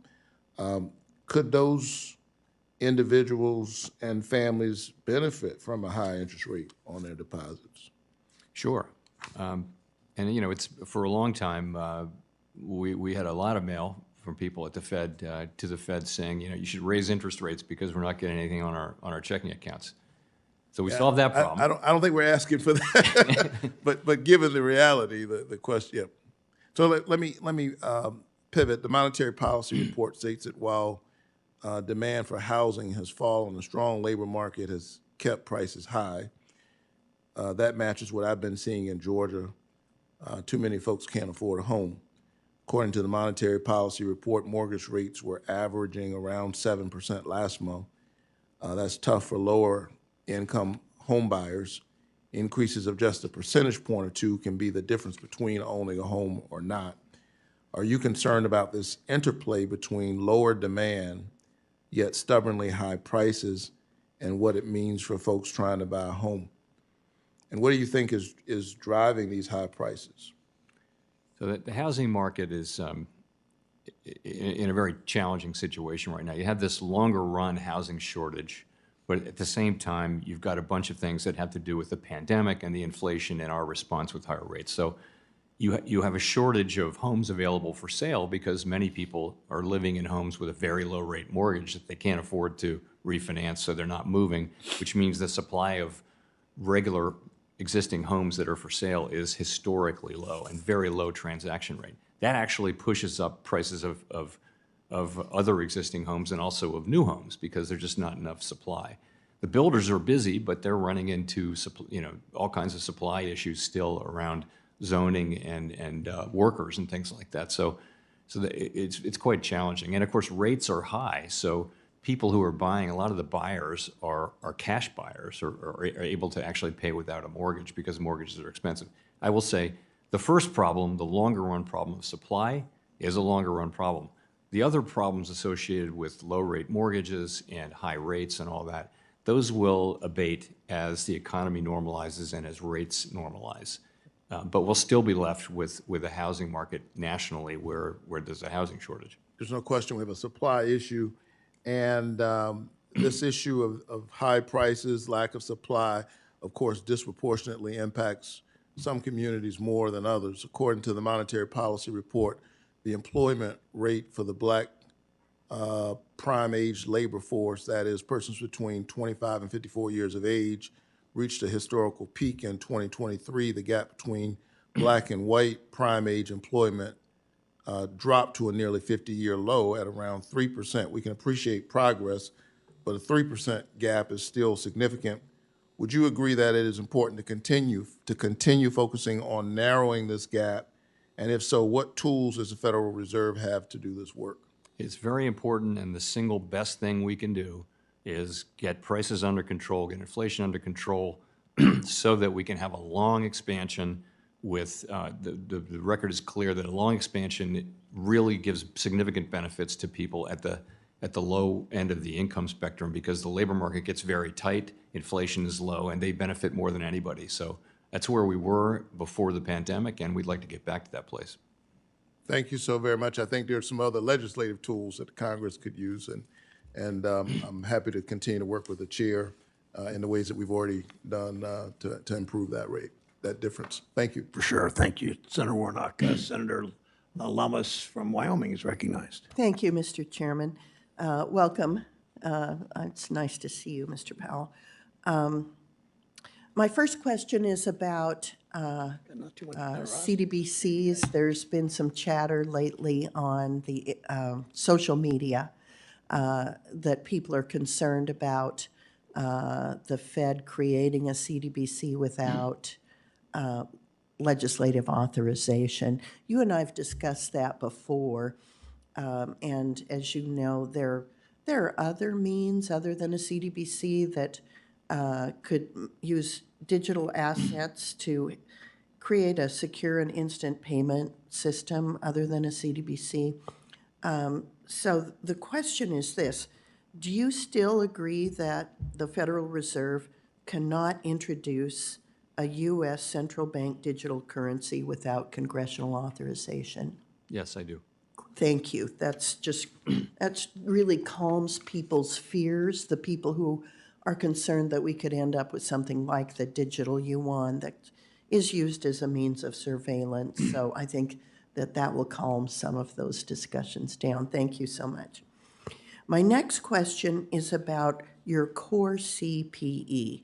Now, as you know, there's a disconnect between how you measure inflation and how the American people see inflation, because the American people are spending their money on gasoline and food and rent, things that have gone up a lot. And they hear about these improvements in the economy that they're not seeing in their everyday lives. So can you explain what measures you use to evaluate inflation, and just explain to the American people why you don't factor in the things they spend money on every day, like food and gasoline? Actually, we do. Our statutory target is inflation. It's not core inflation.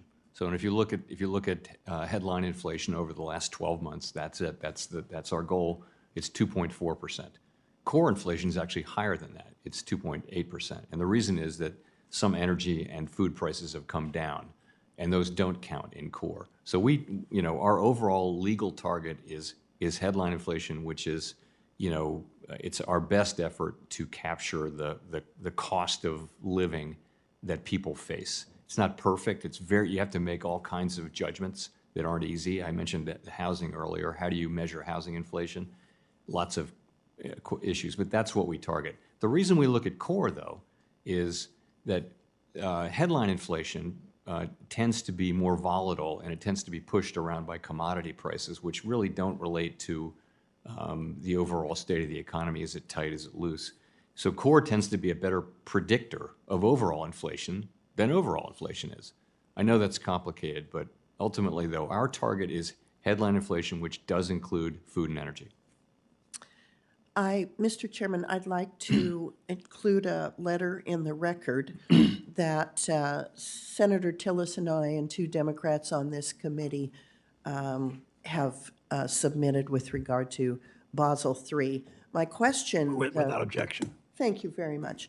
My question is this: what do you think is more likely, that it will be harder for consumers to buy a house and small business to obtain a loan under Basel III, or will lending just migrate outside the banking system, which may be harder to assess because it's opaque? I'm sorry, I didn't get your question. I Okay, apologize. so with regard to Basel III, Yeah. If there are more constraints on lending activity, what is more apt to be the consequence of that?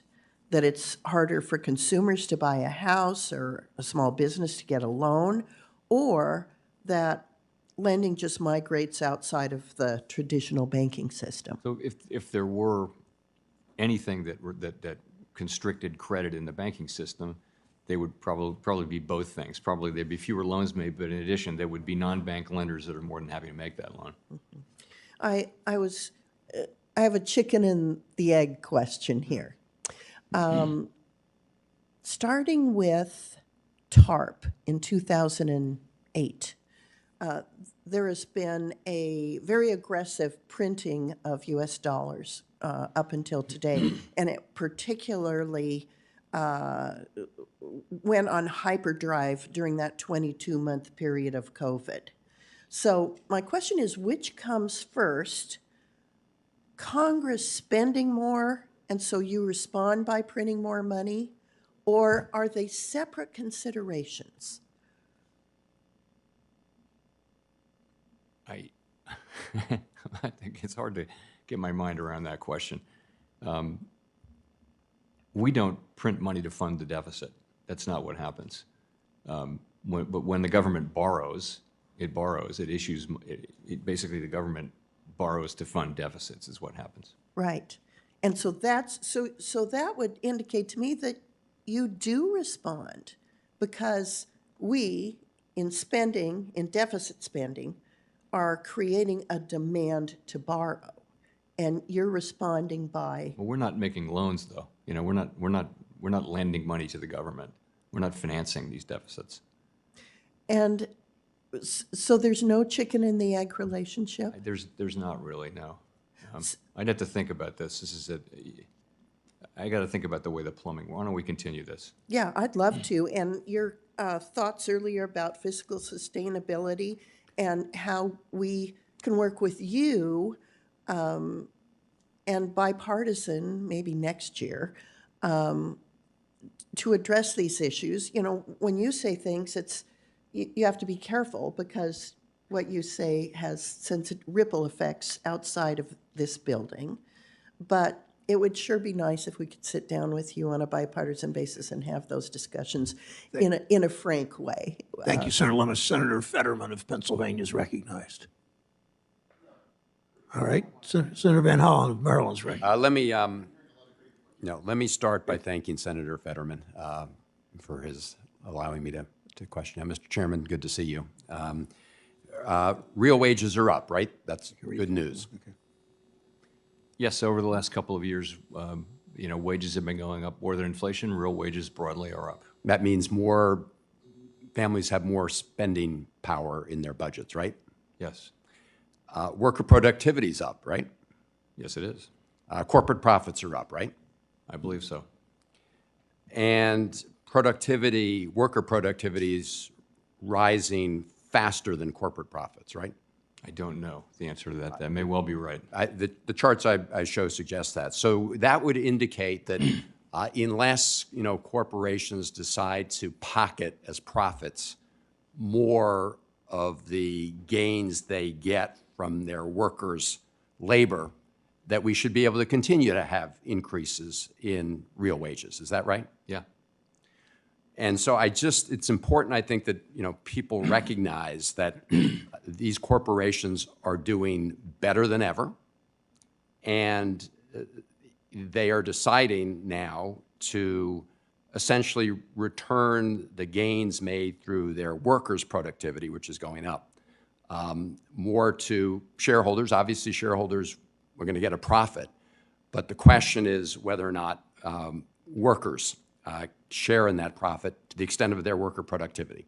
And as you know, we've seen a great gap over decades between rising worker productivity and real wages, and we're hoping to close that gap. Would you agree that it would be good for a more inclusive economy if worker wages tracked worker productivity increases? I think if you include benefits, that's a significant part of that gap. I've looked into that, but not for some years. But I mean, generally speaking, people's compensation should be over time equal to increases in productivity.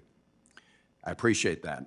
And I also want to, there's the trade-off on workers' wages, and there's also an issue with price gouging, right? So we have seen record profits.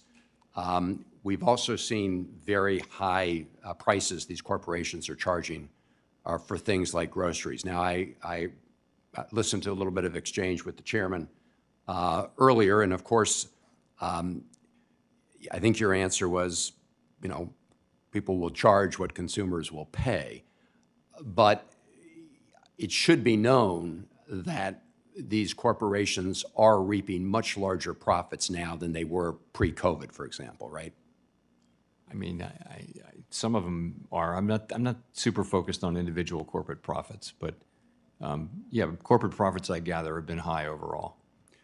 Right. I mean, they're high for a couple reasons. One is that they're charging consumers, for example, at the grocery stores, a lot of money.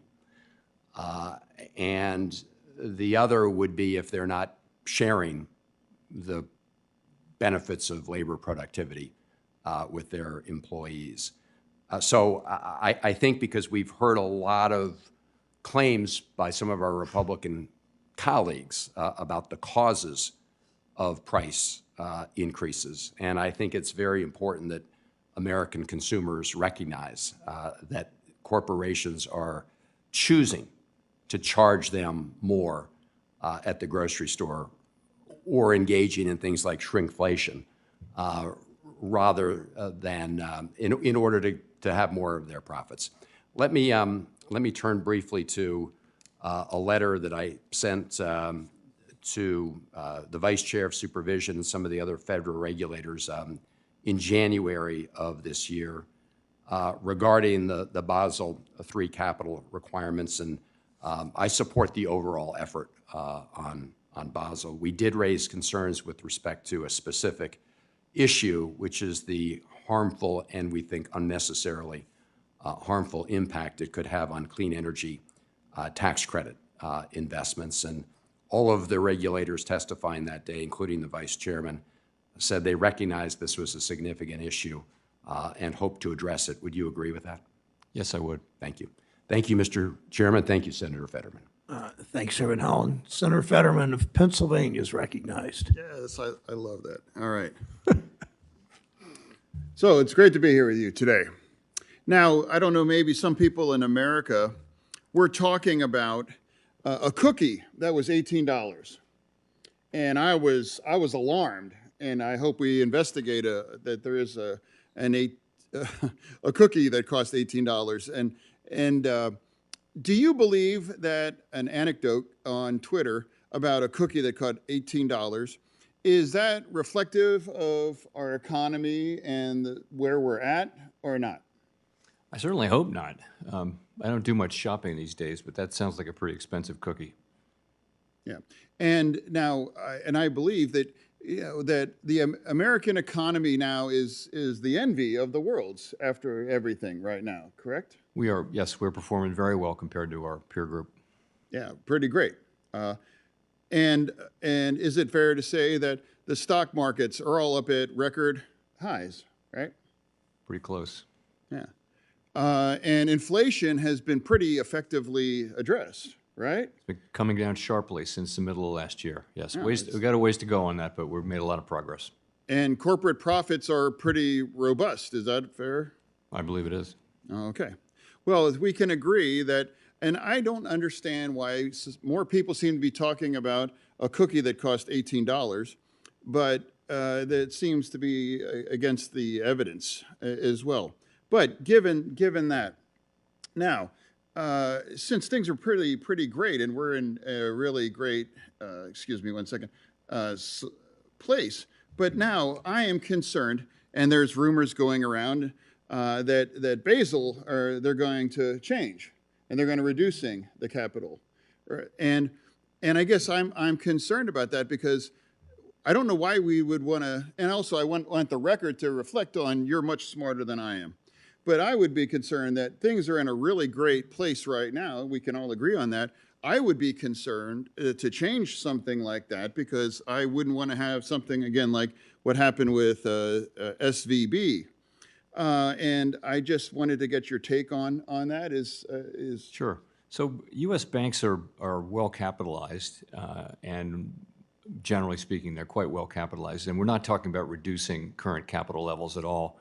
Really, in the Basel III endgame, capital may well go up. And what we're talking about is whether the proposal that was put out by the bank regulatory agencies, including the Fed, and which has now been the subject of quite a lot of comment, whether, what changes will be appropriate to that. That's what we're talking about. We're not talking about reducing existing capital requirements. Oh, okay. Well, and then I also want to play off of a comment made by my colleague from Tennessee, and I actually agreed with him. And he's concerned about the deficit, about it's $1 trillion for every $100 days. So now, if the federal government had added $3.5 trillion to the deficit by extending the Trump tax cuts, would that increase or decrease inflation?